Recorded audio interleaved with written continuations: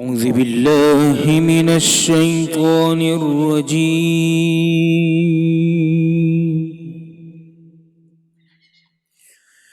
بسم الله الرحمن الرحيم.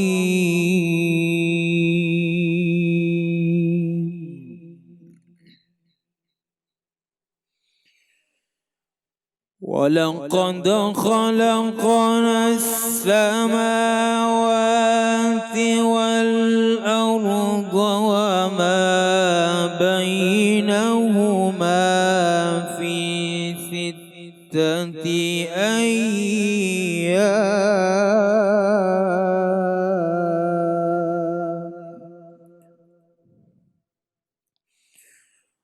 وَمَا مَسَّنَا من لغوب.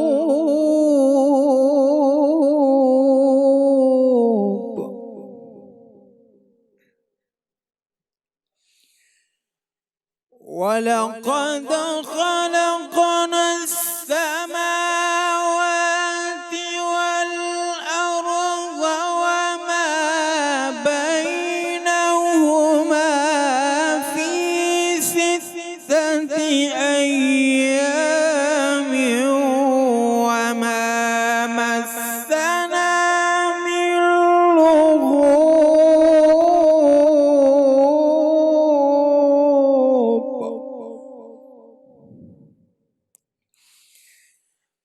فاصبر على ما يقولون وسبح بحمد ربك قبل طلوع الشمس وقبل الغروب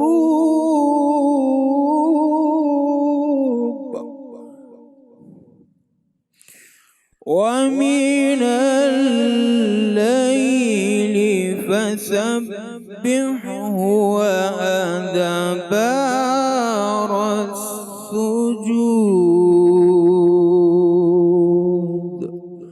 صدق اللہ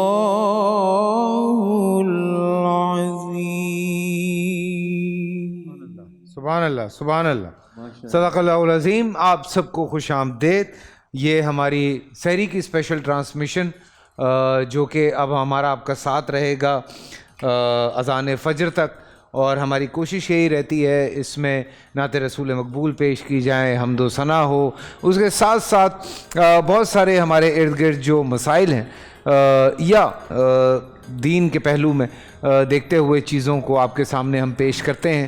ہمارے علماء کرام ہمارے ساتھ یہاں پہ ہوتے ہیں. آج افطار پہ بھی ایک بات شروع ہوئی اور وہ بات چلتی رہی کافی دیر تک، لیکن ہم اس طرح سے اس بات کو ختم نہ کر پائے. لیکن میری کوشش ہے کہ ہم آگے بڑھیں گے اور اس چیز کو بالکل ڈسکس کریں گے، بیکاز بہت ساری کنفیوژن ہے ہمارے لوگوں کے ذہنوں میں، اور اس کنفیوژن کو دور کرنا بہت ضروری ہے. لیکن میرے جو نعت خواں ہیں وہ اس وقت یہاں پہ موجود ہیں. علماء کرام میں اس وقت علامہ محمد علی شاہ صاحب یہاں پہ موجود ہیں اور علامہ امین شہیدی صاحب یہاں پہ موجود ہیں. آپ لوگوں کو ایک بار پھر خوش آمدید کہتے ہیں. شفیق صاحب آئے ہوئے ہیں. مجھے بڑی خوشی ہوئی کہ آپ افطار پہ بھی ہمارے ساتھ تھے اور سحری پہ بھی ہمارے ساتھ ہیں. تو میں چاہ رہا ہوں کہ تھوڑا سا سلسلہ جو ہے وہ آگے بڑھاتے ہیں. پھر اس کے بعد مجھے آج سے ایک نیا سلسلہ شروع کرنا ہے انبیاء کے بول میں، اور ہم جو ہمارے علماء کرام ہیں ان سے درخواست کر رہے ہیں کہ وہ ایک ایک کر کے جو ہے اس سلسلے کو آگے لے کے چلیں. تو پہلے رضوان بھائی آپ ہیں، رانا صاحب ہیں. رانا صاحب بھی آئے ہیں جناب. کون پڑھ رہا ہے پہلے؟ سیدی اعلیٰ حضرت امام احمد رضا خان فاضل بریلوی علیہ رحمہ کا بڑا مشہور زمانہ کلام، اور ہمارے عدیل بھائی نے اس کلام کی فرمائش بھی کی ہے تو میں وہ پیش کر رہا ہوں. جزاک اللہ. جس گلی میں صحابہ کو جب تلاش کرنا ہوتا حضور کو، تو جس گلی سے خوشبو کی لپٹیں آتی، واہ واہ، کیونکہ حضور کے پسینے میں اتنی خوشبو تھی کہ صحابہ ان گلیوں میں نکل جاتے اور وہ خوشبو کے پیچھے پیچھے ڈھونڈتے حضور کو تلاش کر لیتے. سبحان اللہ. تو اعلیٰ حضرت اسی کی تشریح کر رہے ہیں کہ ان کی مہک نے دل کے گنچے کھلا دیے ہیں. سبحان اللہ. جس سمت آ گئے ہیں ان کی مہک نے دل کے گنچے کھلا دیے ہیں، جس سمت چل دیے ہیں जिस समत कूचे आ बहा गए से। हैं कूचे वाह, बहा सुभान दिए अल्लाह। हैं। वाह वाह वाह वाह वाह हुजूर के पसीने की खुशबू, सुभान सुभान अल्लाह सुभान अल्लाह। शफीक भाई यहाँ पे मौजूद हैं, मैं चाह रहा हूँ कि उनसे कुछ सुने, फिर उसके बाद मुझे आगे बढ़ना है अंबिया की बोल की तरफ। जी वैसे एक बात है, वासिद भाई ने तो ऐसा रंग जमा दिया, इसके बाद तो पढ़ना बड़ा मुश्किल हो गया है। राना साहब का एक अपना अंदाज है, आपका एक अपना अंदाज है। आप उस्ताद हैं हुजूर। नहीं हाँ, हम तो सीखने वालों में से हैं। अब मैं एक मशहूर नात पेश कर देता हूँ। जी बिस्मिल्लाह। हाँ हाँ।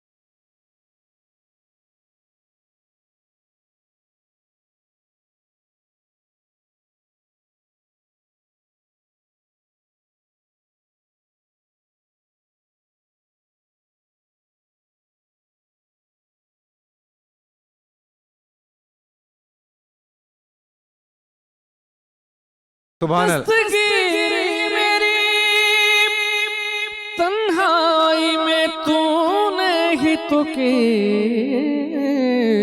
और मैं तो मर जाता अगर साथ न होता तेरा।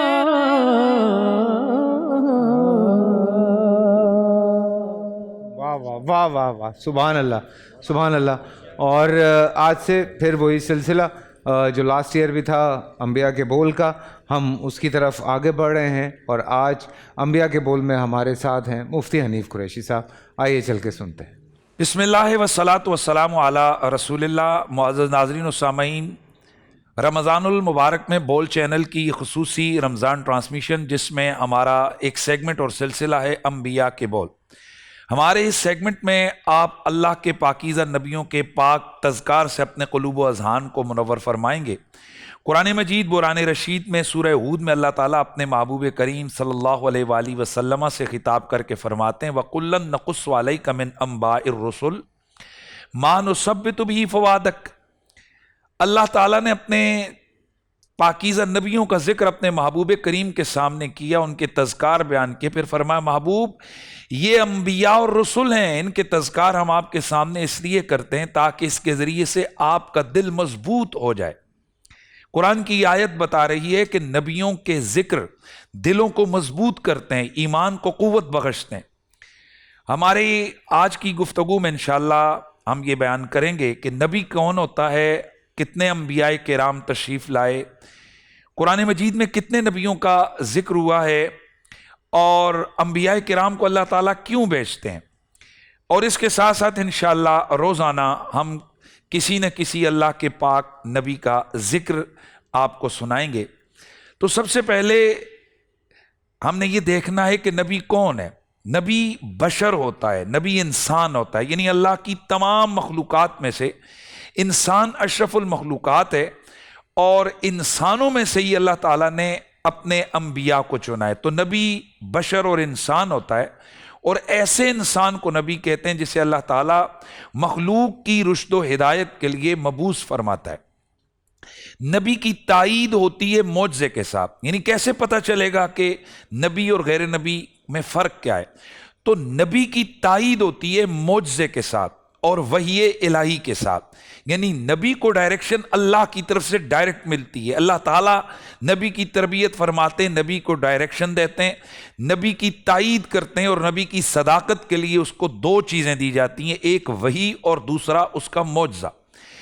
अल्लाह ताला के कई अंबिया जिनकी तादाद हदीस मुबारक में कम बेश 1,24,000 बयान की गई। हम कम बेश इसलिए कहते हैं कि मुख्तलिफ रिवायात में मुख्तलिफ अदद का जिक्र है, इसलिए हम कम बेश का लफ्ज़ इस्तेमाल करते हैं। क्यों कि अल्लाह के जितने भी नबी आए हैं, हमारा सारे नबियों पर ये यकीन है, और अकीदे रसालत होता ही ये है कि अल्लाह ने जितने नबी भी मबूस फरमाए वो सारे के सारे सच्चे हैं, वो सारे प्यारे हैं, वो सारे हसीन हैं, वो सारे खूबसूरत हैं, और अल्लाह के सारे ही नबी जो हैं उन्होंने अपनी अपनी हयात तय्यबा में अपनी ड्यूटियों को मुकम्मल किया है।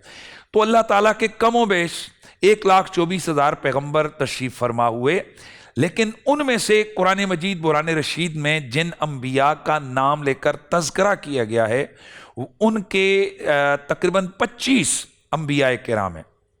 इनमें से कुछ अंबिया के डिटेल में तज़किरे हैं, और कुछ अंबिया के जस्ट सिर्फ नाम जिक्र किए गए हैं, और कुछ अंबिया के मुख्तसर से तज़कार हैं।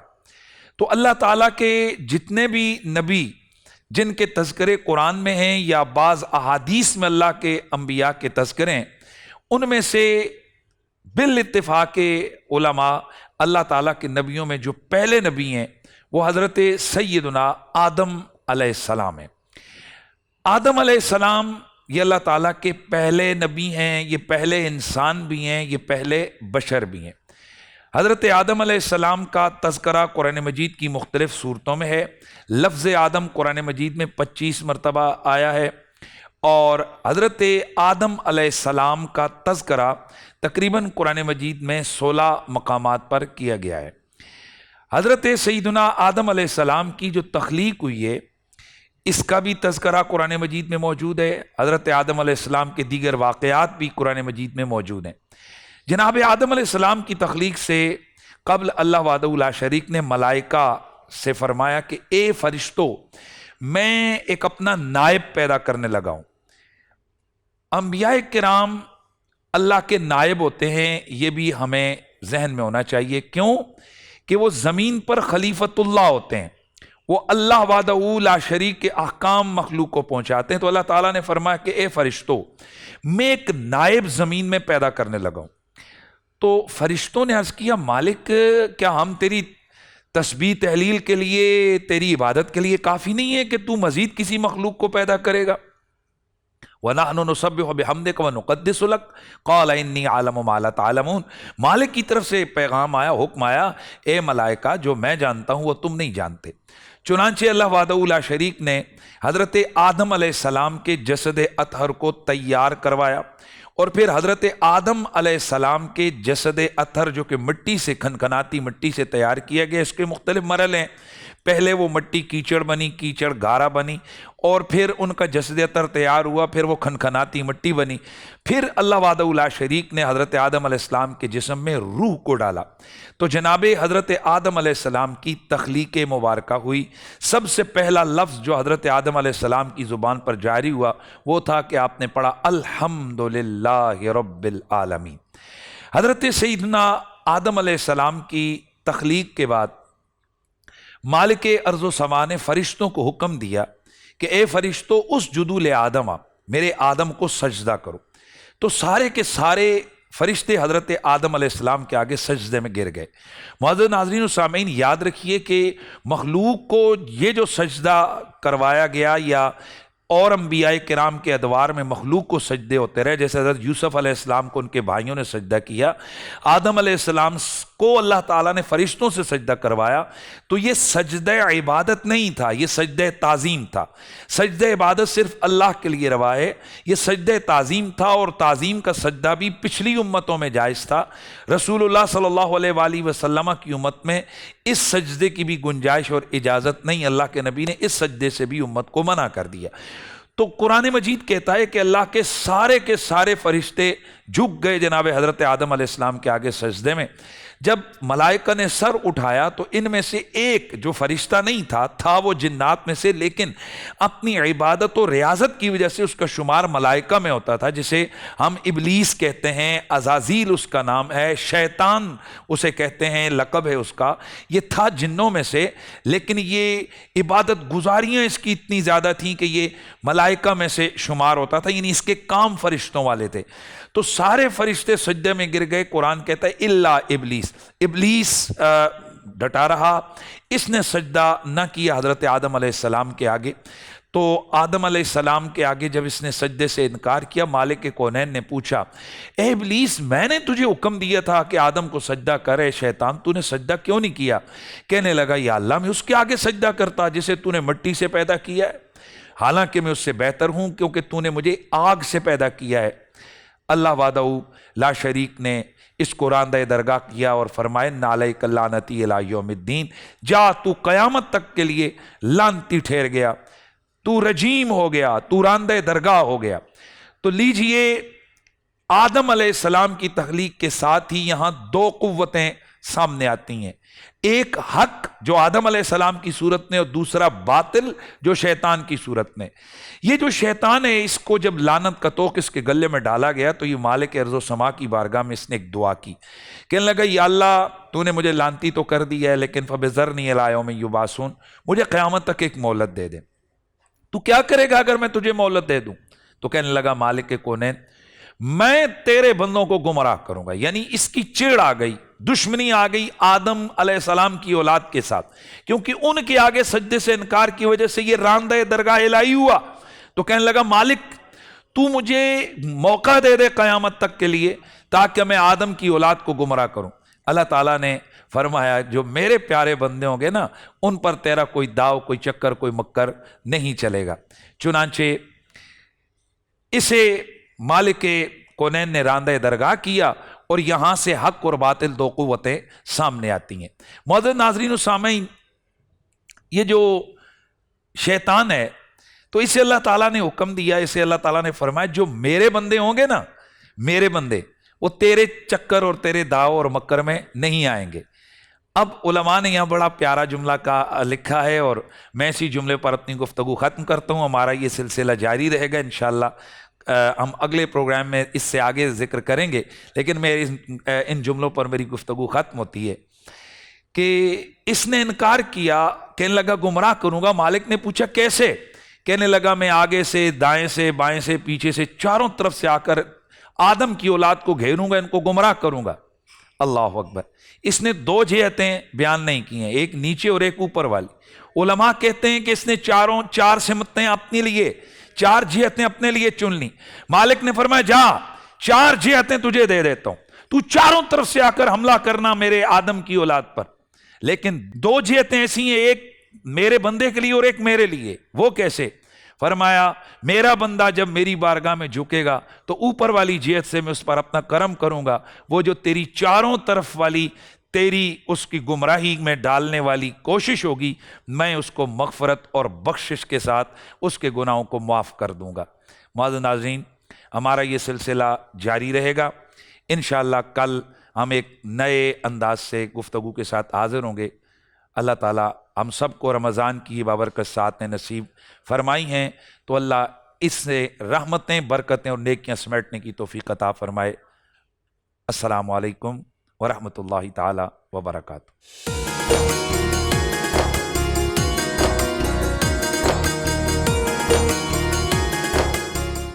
سبحان اللہ, سبحان اللہ, سبحان اللہ. کیا خوبصورت واقعہ. تو خیر اوبویسلی ہمارے جو انبیاء کرام ہیں ان کے اتنے سارے واقعات ہیں. میں کوشش کروں گا کہ آنے والے دنوں میں ہم جتنے زیادہ شیئر کر سکیں وہ بالکل کریں گے آپ کے ساتھ. خوبصورت انداز, خوبصورت بیان آپ لوگوں نے سنا. لیکن ہم جب بریک سے واپس آئیں گے تو یہاں پہ وہی موضوع اور ہمارے جو علماء کرام ہیں ان کی ڈسکشن بہت ضروری ہے زندگی میں چیزوں کو صحیح کرنے کے لیے. چھوٹی چھوٹی کہیں پہ کنفیوژن ہوتی ہے تو وہ دور ہو جاتی ہے. تو جناب ملتے ہیں چھوٹے سے ایک بریک کے بعد.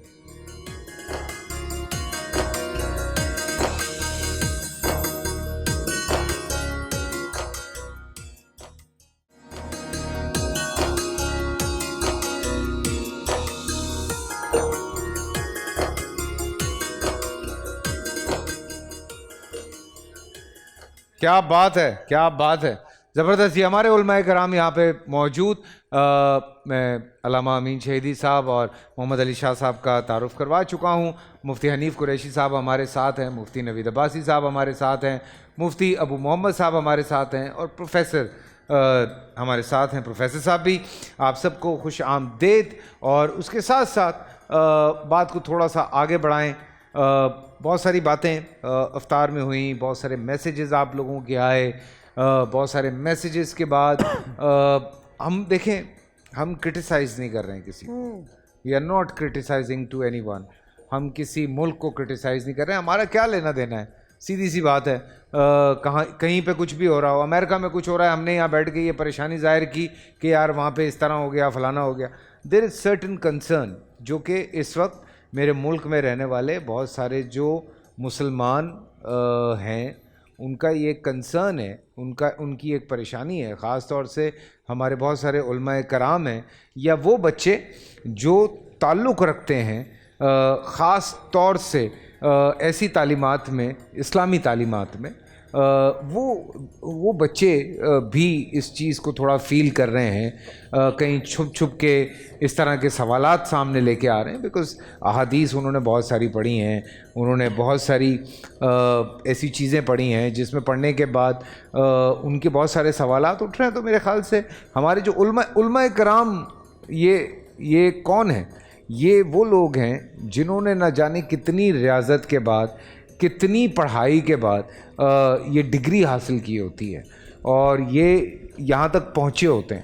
تو اوبیسلی ہم یہ اکثر آپ نے کہتے ہوئے سنا ہوگا کہ ایک بیسٹ ڈاکٹر جو کارڈیولوجسٹ ہو اس کا نمبر آپ کے پاس ہوتا ہے, ایک بیسٹ کوئی ہڈیوں کا ڈاکٹر ہو اس کا نمبر آپ کے پاس ہوتا ہے. سب چھوڑیں یار, آپ کے پاس تو پلمبر اور آپ کے پاس جو گاڑی ٹھیک کرنے والا اس کا بھی نمبر ہوتا ہے. لیکن اگر نہیں ہوتا ہے تو ہر مسئلہ پوچھنے کے لیے آپ کے پاس کسی اچھے پڑھے لکھے مفتی کا نمبر نہیں ہوتا ہے. سو بھیا یہ چیز اپنی زندگی میں ایڈ کیجئے, because there are certain things جن کو جاننا سمجھنا بہت ضروری ہے. اور یہ چھوٹے چھوٹے مسائل ہوتے ہیں, ہمیں مس گائیڈ کیا ہوا ہوتا ہے, سنی سنائی باتیں, کہیں سے گھوم کے کون سی بات آ گئی, کہیں سے گھوم کے کون سی بات آ گئی, اب وہ بات کسی اور کی تھی, وہ بات کسی پہ رکھ کے آپ کو سنا دی. فیس بک پہ آئے دن اشفاق صاحب کے کئی بھی باتیں ہوتی ہیں, وہ حضرت علی کا قول لکھ کے چھاپ دیتے ہیں لوگ. ارے بھائی ذرا ریسرچ کر لیں, تھوڑا دیکھ لیں. ایسے پتہ ہے ایسے نا پرابلم شروع ہو جاتی ہے, کوئی صاحب یہ بڑا مسئلہ ہوتا ہے, اور وہ پھر لوگ سمجھتے ہیں کہ یار یہ سچی بات ہے شاید. تو خدا کے واسطے پہلے تو ان لوگوں کو جو شیئر کر رہے ہیں, اور جو لوگ اس چیز کو نہیں انڈرسٹینڈ کر رہے ہیں, تو ہماری بات یہ چل رہی تھی جو کہ بڑی امپورٹنٹ بات ہے, جو کہ انڈرسٹینڈ کرنے والی بات ہے. دیکھیں ایز پاکستانی ہمیں کوئی کنسرن نہیں ہے کہ کس ملک میں کیا ہو رہا ہے کیا نہیں ہو رہا ہے, لیکن ایز مسلمان یہ ضرور ایک چھوٹا سا مسئلہ ہے کہ جو ہمارا قبلہ ہے وہاں پہ کوئی مسئلہ نہیں ہونا چاہیے. اینڈ ہم یہ آواز اٹھا سکتے ہیں بیکاز ہم اس ملک میں نہیں رہتے ہیں, تو ہم اتنی سی آواز اٹھا سکتے ہیں کہ یہ تھوڑی چیزیں جو ہیں اس کو تھوڑا سیپریٹ کرنا پڑے گا, اس چیز کو انڈرسٹینڈ کرنا پڑے گا. مفتی نوید عباسی صاحب یہاں پہ موجود ہیں, شام میں بات کرنا چاہ رہے تھے, پروفیسر صاحب بھی اور نوید عباسی صاحب بھی, بات ہی نہیں ہو پائی, شاہ صاحب سے بھی بات نہیں ہو پائی. تو یہ بڑا ضروری ہے کہ تھوڑا سا اس بات کو وائنڈ اپ کیا جائے, اس کو اس طرح سے ختم کیا جائے کہ لوگوں کی سمجھ میں بھی بات آ جائے. مفتی صاحب بسم اللہ کیجیے. اس حوالے سے ہم سب کا وقت مفتی نوید عباسی صاحب کا. جی نحمد صلی علی رسولہ الکریم, اما بعد, اعوذ باللہ من الشیطان اللعین الرجیم, بسم اللہ الرحمن الرحیم. کنتم خیر امت اخرجت للناس تأمرون بالمعروف وتنہون عن المنکر. صدق اللہ العظیم. صدق اللہ العظیم. قرآن مجید فرقان حمید نے ہمیں جو خیر الامم قرار دیا ہے, بہترین امت قرار دیا ہے, اس کی علت اور وجہ یہ ہے تأمرون بالمعروف. ہم نیکی کا حکم دیتے ہیں, برائی سے منع کرتے ہیں. اور یہ خاص نہیں ہے کہ ہم نے کعبے میں نیکی کا حکم دینا ہے یا مدینہ منورہ میں دینا ہے, ہم نے کل کائنات میں, کیونکہ نبی رحمت صلی اللہ علیہ وسلم کا جو فریضہ رسالت ہے لیظہرہ علی الدین کلہ, بالکل, تو کائنات کے کسی کونے میں کوئی بستا ہو. اور یہ بات بھی ناظرین ذہن میں رکھیں کہ کعبۃ اللہ پر اگر میرے منہ میں خاک کسی کا قبضہ ہو جائے تو اللہ کی ذات کو کوئی فرق نہیں پڑتا. رسول اللہ صلی اللہ علیہ وآلہ وسلم کے دین پر کوئی حرف نہیں آتا, اس لیے کہ اس کعبہ میں نبی علیہ السلام کی آمد سے پہلے وہ جس کعبہ کی بابت رب نے کہا ان اول بیت وضع للناس للذی ببکۃ مبارکا وہدی للعالمین فیہ آیات بینات, یہ جو اس کی عظمت بیان کی گئی ہے اسی کعبہ میں جس کو حضرت ابراہیم علیہ السلام نے اپنے شہزادے حضرت اسماعیل کے ساتھ بلند کیا, اس کی دیواروں کو, اور اس کے لیے لوگوں کو بلایا. اسی کعبہ میں بعد ازاں 360 بت تھے, بتوں کی پرستش ہوتی تھی. آج تو شاید کم بے حیائی ہے. اب یہ حکمران ڈر رہے ہیں کہ کعبہ کے اندر تو بے حیائی نہیں ہے, لیکن گزارش یہ ہے کہ ننگے ہو کے اسی کعبے کا طواف ہوا ہے. یہیں پر جو ہے نا وہ ننگے بت بنائے گئے ہیں جن کو اللہ نے عذاب جن پر مسلط کیا, نشان عبرت بنایا. کچھ عرصے تک وہ نشان عبرت رہے اور پھر اس کے بعد ان کی پرستش شروع ہو گئی. تو یہ اس سے کیا ہوا, اللہ کی ذات پر کوئی فرق پڑ گیا؟ کیا نبی رحمت صلی اللہ علیہ وسلم جب تشریف فرما ہوئے تو غار حرا میں وہی نازل ہوئی, اقرا بسم ربک الذی خلق. تو نبی علیہ السلام 13 سال مکہ مکرمہ میں رہے. یہ اعلان نبوت کی بات کر رہا ہوں. پہلی زندگی یعنی آپ دیکھیے کہ مکہ والے لڑ رہے ہیں حجر اسود کو رکھنے کے لیے, تو نبی علیہ السلام ان کے جھگڑے ختم کرا رہے ہیں. حضور علیہ السلام صادق و امین ہے. لیکن نبی رحمت صلی اللہ علیہ وسلم جب 13 سال رہتے ہیں تو اس کعبے میں کیا وہ ساری برائیاں نہیں تھی؟ کعبۃ اللہ میں وہ سارے کام نہیں ہوتے تھے, لیکن دین نے اپنا راستہ لیا. اور جب مکہ میں نبی علیہ السلام کا رہنا اور مسلمانوں کا رہنا مشکل کر دیا گیا تو مدینہ طیبہ تشریف لے گئے. پھر نبی علیہ السلام نے مکہ کو فتح کیا, کعبۃ اللہ کو بتوں سے پاک کیا. یہ سارے معاملات ہوئے. تو ایک تو یہ بات ذہن میں رہے, نبی رحمت صلی اللہ علیہ وسلم کا یہ فرمان ہے کہ مدینے کو اجاڑ دیا جائے گا, مدینہ منورہ میں جانور آ جائیں گے, انسان نہیں بچیں گے. یہ سب روایات میں موجود ہے, لیکن اس سے دین پر کوئی فرق پڑنے والا نہیں. ہاں یہ میری آپ کی پوری ملت کی ذمہ داری ہے کہ ہم کہاں کھڑے ہیں، ہم کیا کر رہے ہیں، ہمارا کیا کردار ہے اس باب میں۔ سوچنے کی بات یہ ہے کہ اگر کعبۃ اللہ پر کوئی حرف گیری ہوتی ہے، کوئی حملہ ہوتا ہے، تو مسلمان کیا کرے گا؟ نبی علیہ السلام کے روضہ اطہر پر، مدینہ منورہ پر اگر کوئی ہم دیکھیے، ایک تو ہے شیطان سے حفاظت، جس کی بابت یہاں بات ہو گئی کہ شیطان، دجال، اس طرح کی قوتیں مکہ مکرمہ اور مدینہ طیبہ میں داخل نہیں ہوں گی۔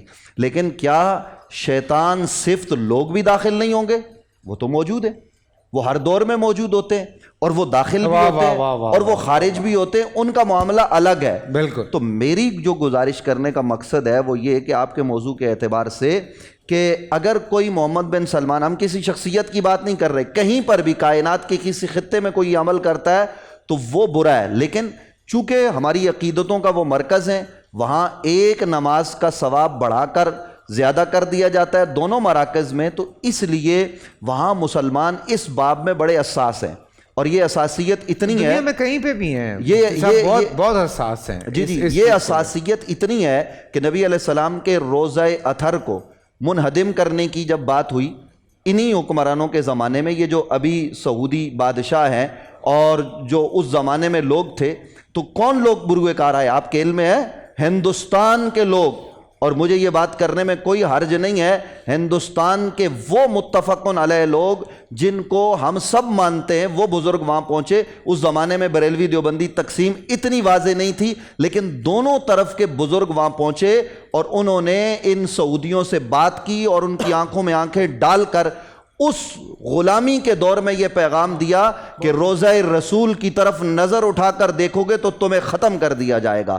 یعنی روضہ اطہر کو ہم اس کو منہدم نہیں ہونے دیں گے، کچھ بھی ہو سکتا ہے۔ اور پھر ہمارے اکابرین نے وہاں کلام کیا۔ تو گزارش کرنے کا مطلب یہ ہے کہ اس وقت جو بے حیائی ہے، جو فحاشی ہے، یہ کہاں سے آئی ہے؟ کل بھی ہم نے یہ گزارش کی، آج بھی میں یہ گزارش کر رہا ہوں کہ جو یہودی ہیں یہ بنیادی طور پر سازشیں بنتے ہیں، اور انہوں نے آج سے یہ کام نہیں شروع کیا، یہ نبی رحمت صلی اللہ علیہ وسلم کے زمانے میں تھے۔ ادھر حضور علیہ السلام کو کیا کہتے ہیں؟ ہم آپ کے ساتھ ہیں، معاہدہ کیا کہ ہم آپ کے ساتھ رہیں گے، کوئی دشمن حملہ کرے گا ہم آپ کے ساتھ کھڑے ہوں گے۔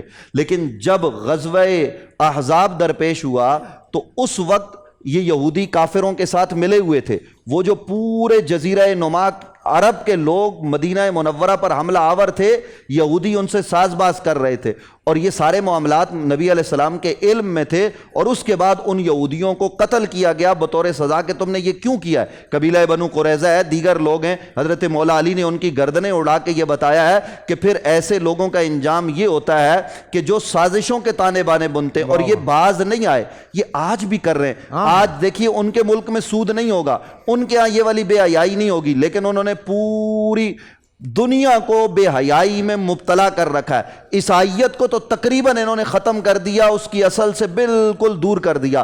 اب ان کا جو ہے نا وہ توجہ کا مرکز وہ کون ہے؟ وہ مسلمان ہیں۔ اور کیوں ہیں؟ آپ اس پر توجہ کریں۔ آج آپ اور میں یہ بات تو کر رہے ہیں کہ جناب یہ سعودیہ میں یہ کچھ ہو رہا ہے، سعودیہ سے ہی ان یہودیوں کو نکالا گیا، یعنی سعودیہ مراد حجاز مقدس سے، تو آج یہ یہودی وہاں واپس پلٹنے کی کوشش کر رہے ہیں۔ آج بھی خیبر اپنی اصلی حالت میں کیوں باقی ہے؟ وہ اپنے یعنی دیکھیے صحابہ کرام رضوان اللہ تعالی علیہم اجمعین کے، حضرت عثمان ذی النورین کے جو ان کے مزارات تھے اہل بیت اطہار کے، ان کو تو ختم کر دیا گیا، سید الشہداء حضرت امیر حمزہ، لیکن خیبر اسی طرز پر باقی ہے۔ کیوں؟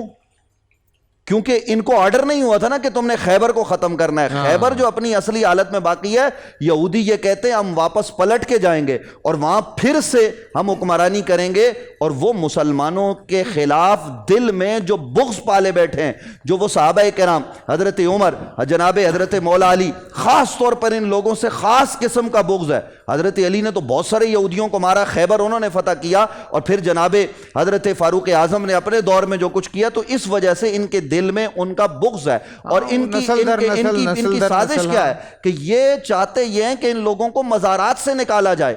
یہ اس لیول کی سازشیں ہو رہی ہیں، اس کو سمجھنے کی ضرورت ہے۔ محمد بن سلمان ہو یا پاکستان کا کوئی وزیر اعظم ہو یا پرویز مشرف جو گزر گیا وہ ہوں، یا اس سے پہلے کے لوگ ہوں، یا دنیا کے کسی خطے کے مسلم حکمران ہوں، جو بک جاتے ہیں اصل میں یہ آپ کے سامنے ریموٹ کی طرح ان کو چلایا جا رہا ہے، ان کا ریموٹ کہیں اور پر ہے. تو اس لیے ان باتوں کو سمجھنے کی ضرورت ہے. ہم اس سے خائف نہیں ہیں، اسلام ختم نہیں ہوگا. جیسے یہاں بات ہوئی ہے حضرت امام مہدی آئیں گے، جناب سیدنا حضرت عیسیٰ علیہ السلام تشریف فرما ہوں گے. اور میں آخری بات یہ کر دوں، ہم یہ جو روزانہ مطالبہ کرتے ہیں نا، کل میں نے بھی بڑی جذباتی باتیں کی کہ حضرت فاروق اعظم کا نظام، حضرت مولا علی کا نظام وہ آ جائے. وہ ان کا نظام کی کوئی مثل تو آ سکتی ہے کائنات میں، جیسے جناب حضرت عمر بن عبدالعزیز، لیکن وہ نظام اسی طور پر، چونکہ وہ لوگ اللہ نے وہی بنائے ہیں، ان جیسا کوئی اور نہیں ہے، لیکن ان کے نقش راہ کو پا کر ہم اپنی آنکھوں کا سرما بنا کے آگے بڑھ سکتے ہیں. تو اس باب میں ہمیں کوشش کرنے کی ضرورت ہے اور نا امید نہیں ہونا چاہیے. امید پر دنیا قائم ہے. انشاءاللہ اسلام کا جھنڈا ساری کائنات میں پھیلے. انشاءاللہ. مجھے دیکھیں ابھی کیا بات دماغ میں آئی آپ کی بات سے. ایک کوئی ایونٹ ہوا تھا، یہ یہودیوں کا کوئی ایونٹ تھا، میرے خیال سے 2 سال ہو گئے یا شاید 3-4 سال ہو گئے امریکہ میں. تو انہوں نے کوئی پلے کارڈ اٹھائے تھے، تو خیبر واز دا لاسٹ چانس. تو یہ یہودیوں نے یہ پلے کارڈ وہاں پہ اٹھائے ہوئے تھے. بٹ اس کے جواب میں فلسطین اور لبنان میں بھی ایک مظاہرہ ہوا تھا، اس میں انہوں نے بینر اٹھایا تھا خیبر یا صہیون جیش محمد سیعود یا اس طرح سے کچھ. ہاں بالکل.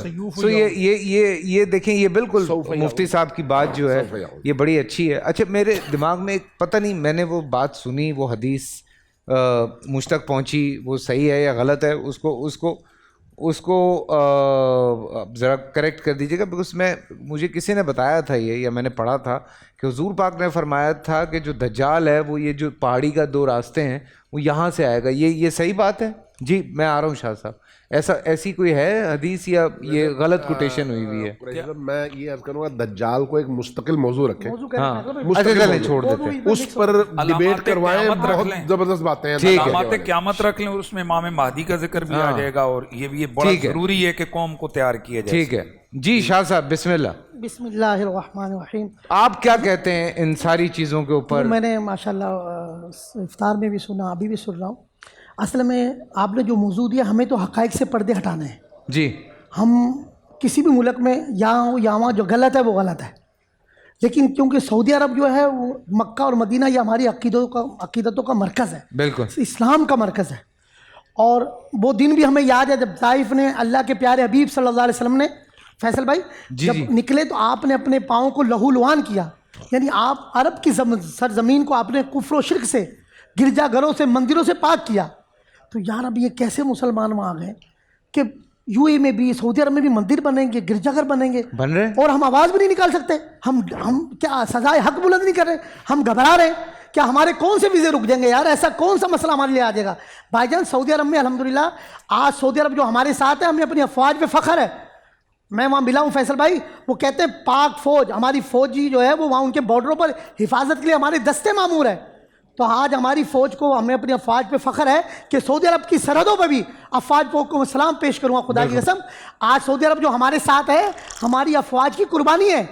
میں پاک فوج کو سلام پیش کرتا ہوں کہ وہاں سعودیہ کے بارڈر پر سپاہ ہماری جو فوج ہے سیسا پلائی دیوار بنی ہوئی ہے. آج ہمیں اپنی فوج پہ فخر ہے، ان فوجیوں پر جو پہرا دیتے ہیں. اب آ جائیں، اللہ کے پیارے حبیب صلی اللہ علیہ وسلم نے ایک اشارہ دیا اور پردہ ہٹایا 1400 سال پہلے. فرمایا ویل للعرب، عربوں کے لیے ہلاکت کا اشارہ دیا.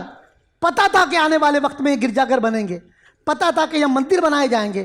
تو سر فاشی اور یعنی اگر کہیں بھی ہوتی ہے، ہر جگہ غلط ہے، مگر سعودی عرب میں ہوگی تو زیادہ غلط ہے. کیوں؟ وہ ہماری عقیدوں کا مرکز ہے.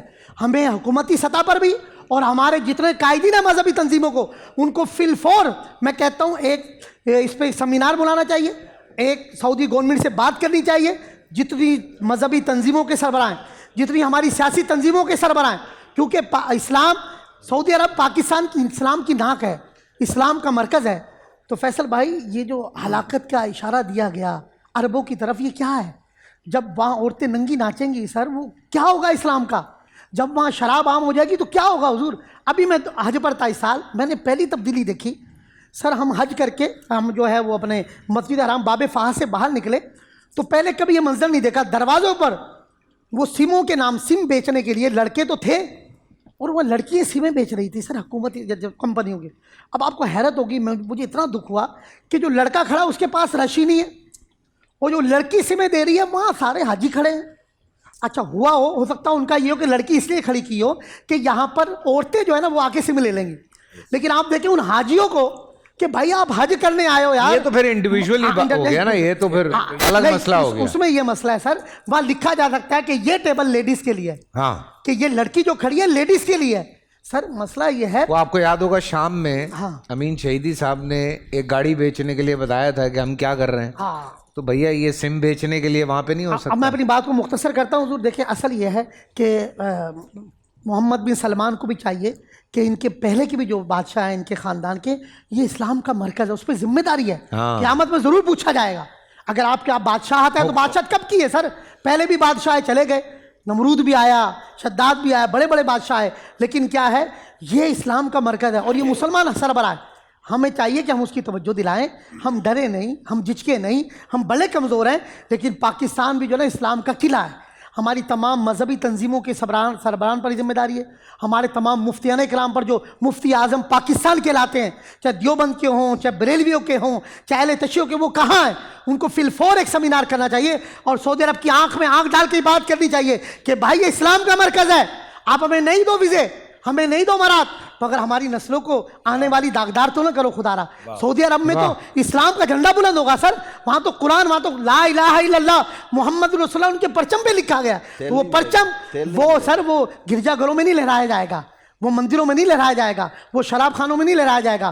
وہ تو اس لیے گزارش ہے, ہمارے علماء کو بھی چاہیے, ہماری حکومت کو بھی چاہیے, آپ کا بھی حق ہے, ہمارا بھی حق ہے. اسی لیے تو پروگرام کر رہا ہوں. جی سر, سب سگا.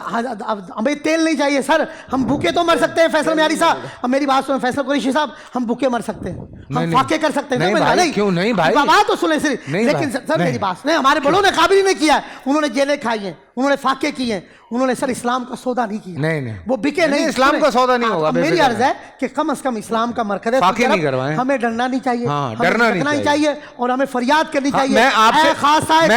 میں آپ سے صرف ایک بات کہوں گا کہ سب سے پہلے آپ نے گھبرانا نہیں ہے. چھوٹا سا بریک سے واپس آتے ہیں, کہیں مت جائیے گا.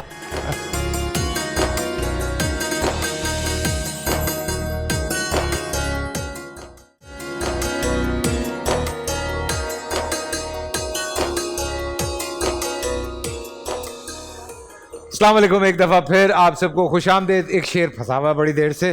جی بھیا شعر. حضور نہیں, میں یہ کہ دل حقیقت ہے غمزدہ ہے جو سعودی عرب میں ہو رہا ہے, اور ہر اہل ایمان کا ہوگا. جو بھی اہل ایمان ہے ان کو تکلیف ہے, ان کو اذیت ہے. میں کہتا ہوں چاہے دیوبند علماء ہوں, چاہے اہل حدیث علماء ہوں, چاہے اہل تشیع علماء ہوں, چاہے بریلوی علماء ہوں, سب جگہ آگ لگی ہوئی. اس حوالے سے ان کے دل زخمی ہیں کہ سعودی عرب کی زمین پہ یہ نہیں ہونا چاہیے. اس وقت گرجے نہیں بننے چاہیے, وہاں مندر نہیں بننے چاہیے, وہاں بت خانہ نہیں بننے چاہیے. اللہ کے رسول بت خانے وہاں سے پاک کر کے گئے عرب کی سرزمین, چاہے یو اے میں کسی بھی عرب کنٹری میں. ہمیں چاہیے وہ اسلام کا مرکز ہے, وہاں پر قرآن و سنت کی بات ہو, اور وہاں پر علماء کو چاہیے کہ وہ بھی احتجاج صدائے حق بلند کریں. تو میں یہی عرض کروں گا, اللہ کے رسول کی بارگاہ میں استغاثہ کر سکتے ہیں کہ خاصان رسول وقت دعا ہے, امت پہ تیری آ کے عجب وقت پڑا ہے. جو دین بڑی شان سے نکلا تھا وطن سے, افسوس پردیس میں وہ آج غریب الغربا ہے. فریاد ہے کشتی امت کے نگہبان, بیڑا یہ تباہی کے قریب آن لگا ہے. تدبیر کوئی امت کے سنبھلنے کی نہیں اب, ہاں تیری ہی دعا ہے جو مقبول خدا ہے. ہم نیک ہیں یا بد ہیں آخر تو ہے تمہارے, نسبت بڑی اچھی ہے مگر حال برا ہے. دیکھے ہیں یہ دن اپنی ہی غفلت کی بدولت, ارے سچ ہے کہ برے کام کا انجام برا ہے. آواز حق بلند کریں, نکلیں, اذان حق دیں, اور سب حسینی بنے, امام علی مقام کے نقش قدم پر چلتے ہوئے آواز حق کو بلند کریں. سبحان اللہ, سبحان اللہ, سبحان اللہ. کہیں اور نہ نکل جائیں شاہ صاحب لوگ. نہیں وہ کہیں نکلتے ہیں, نہیں وہ خان صاحب کے جلسے پہ چلے جاتے ہیں. دیکھیں حضرت خان صاحب کو بھی چاہیے کہ اس وقت میں حضرت آپ کی بات, تمام حکمرانوں کو چاہیے حضرت, یہ رمضان ہے, خدا را کوئی کلپ نماز کا بھی لے کے آئیں, کوئی افطار سحر کا بھی لے کے آئیں, کوئی خان صاحب یہ سارے حکمران قرآن پڑھتے بھی نظر آئیں. مسجدوں کے کلپ بھی چاہیے, آپ تراویح کہاں پڑھ رہے ہیں, آپ نماز کہاں پڑھ رہے ہیں. یہ رمضان آ گیا, خدا را حکمرانوں کو کوئی بتا دے کہ خدا را رمضان آ گیا ہے, سال میں ایک بار رمضان آتا ہے, مسجدوں میں بھی نظر آ جائیں. तिलावत कुरान में भी नजर आ जाए, तरावी में भी नजर आ जाए, सैर और इफ्तार में भी नजर आए। सियासत करने के लिए दिन बड़े पड़े हैं। खुदारा इस वक्त उम्मत की, कौम की फिक्र करें, सियासत को छोड़ दें, मुल्क को बचाएं, एक हो जाएं, अल्लाह रसूल का वास्ता, पाकिस्तान को बचाएं। ये इस्लाम का किला है, छोड़ दे सियासत, छोड़ दे अपनी नमूदो नुमाइश, वतन के लिए एक साथ खड़े हो और तमाम हुक्मरान एक कौम बन के दिखाएं। प्रोफेसर साहब, आप बड़े गौर से सुन रहे थे शाह साहब को। जी जी, ये कहते हैं मेरे मुरीद हैं, खुद कह दे, हक में भी कह दे। क्या देखें, ऐसी बात नहीं है, उलमाए कराम हंसते भी हैं। आप लोग शिकायत करते हैं कि उलमाए कराम हंसते नहीं। हम बात असल में सीरियस कर रहे हो तो उसमें क्या हंसेंगे यार? भाई प्रोफेसर साहब ने कहा है मुझे, कई मर्तबा कहा है। अच्छा, लाइव भी क्या मोहब्बत, हमारी मोहब्बत है, आप इनके मुरीद हैं? हमारी मोहब्बत है। अभी जवाब देते हैं। बता दे अब बात कहीं और गई। जी, हमारे यहाँ पीरी मुरीदी का कोई तस्वर नहीं है। नहीं। जी हजरत माजरत। जी आप बिस्मिल्लाह वस्सलातु वस्सलामु अला रसूलिल्लाह व अला आलिहि व सहबिही अजमाइन व बाद। पहले तो हमें सऊदी अरब के बारे में गुफ्तगू करते वक्त मोहतात होना चाहिए। हमारे पास सऊदी अरब के बारे में पूरी हक़ाइक़ नहीं है सर। सब कुछ सारी वीडियो, जी सुने पिक्चर्स, मेरे बात सुने, मैं अभी आपको दिखाता हूं। बात सुने जी जी जी जी, वो आप बात सुने सब। वहाँ अल्हम्दुलिल्लाह बादशाह जो है हर माह उलमा के साथ बैठता है। जो कमी कोताहियाँ होती है उलमा कमी नहीं छोड़ते। जी जी, बादशाह को बताते हैं कि अब ये हो रहा, ये नहीं होना चाहिए। हमें खैर की उम्मीद रखनी चाहिए। और चूँकि हमारा ताल्लुक़ सऊदी अरब से ईमान का ताल्लुक़ है, मरकज़ ईमान वहाँ है, मैं इस सिलसिले में आपको इत्मीनान दिलाता हूँ। ये अल्लाह के रसूल की तरफ इंश्योरेंस है। इन्नल ईमान ला यअज़िरु इलल मदीनति कमा तअज़िरुल हय्यतु इला जुहरिहा। सारी दुनिया में ईमान ख़त्म हो सकता है, लेकिन मक्का और मदीना में नहीं। ईमान मदीने की तरफ इस तरह सिमटता है जिस तरह सांप अपनी बिल की तरफ सिमटता है। सारी दुनिया से ईमान खत्म हो जाए कि मक्का और मदीना से ईमान खत्म नहीं होगा। इसकी हिफाजत अल्लाह करे। और इसीलिए रसूल अकरम सल्लल्लाहु अलैहि वसल्लम फरमाया कि मदीना में दज्जाल दाखिल नहीं हो सकेगा। और ये देखें आप, मदीना मुनव्वरा वो सरजमी है जिसको अल्लाह ताला ने ईमान का गहवारा बनाया है। ईमान यहाँ महफूज है। आखिरी पनाहगाह इस्लाम की, ईमान की मदीना है। बेशक बेशक। इस सिलसिले में मुतमईन रहना चाहिए।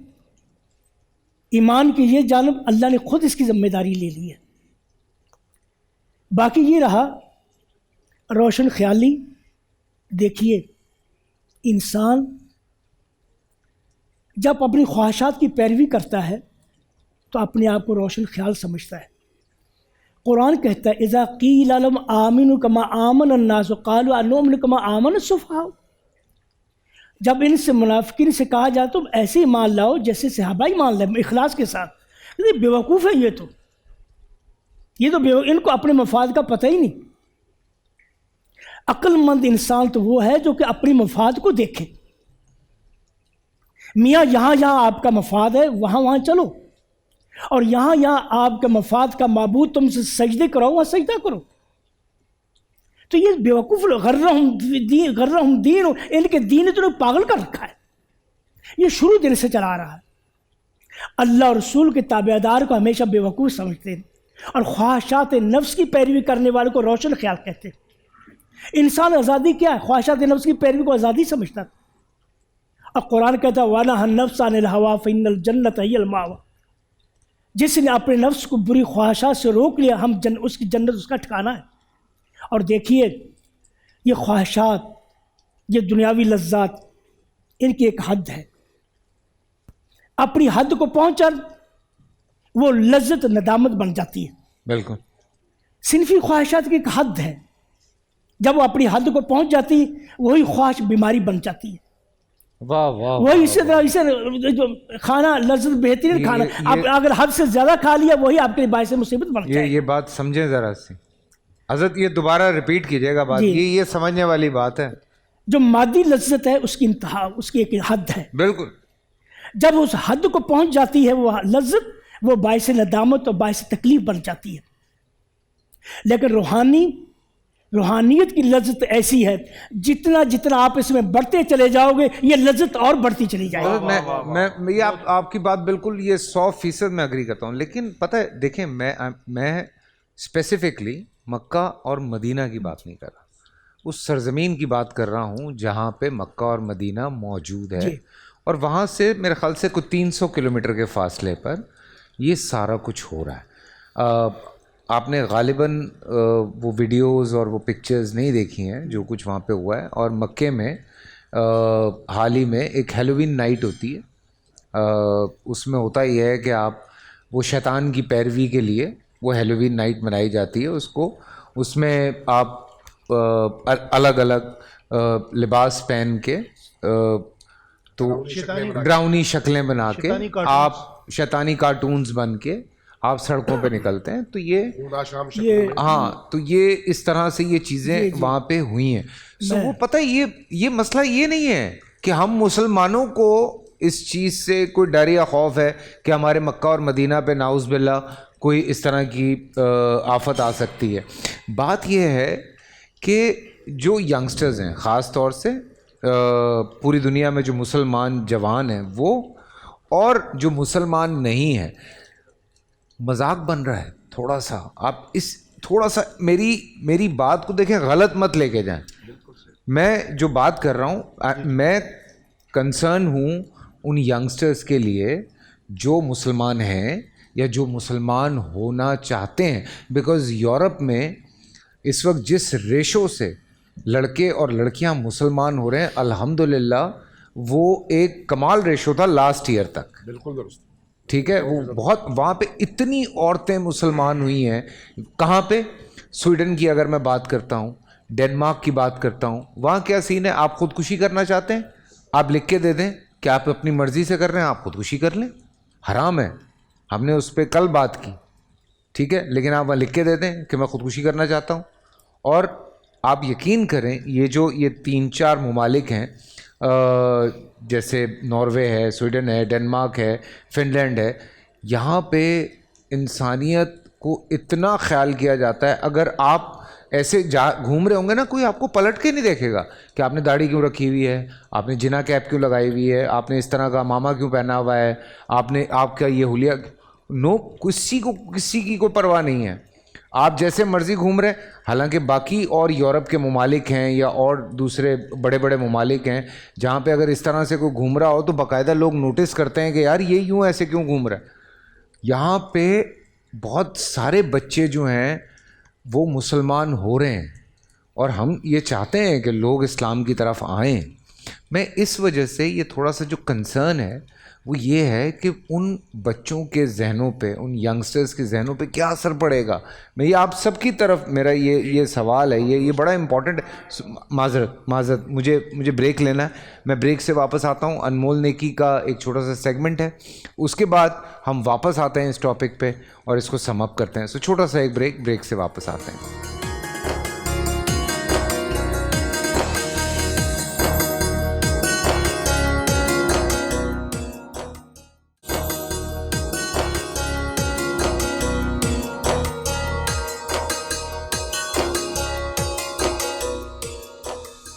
السلام علیکم. ایک دفعہ پھر آپ سب کو خوش آمدید کہتے ہیں رمضان میں بول سحری کی اسپیشل ٹرانسمیشن اور ایک چھوٹا سا سلسلہ انمول نیکی کا.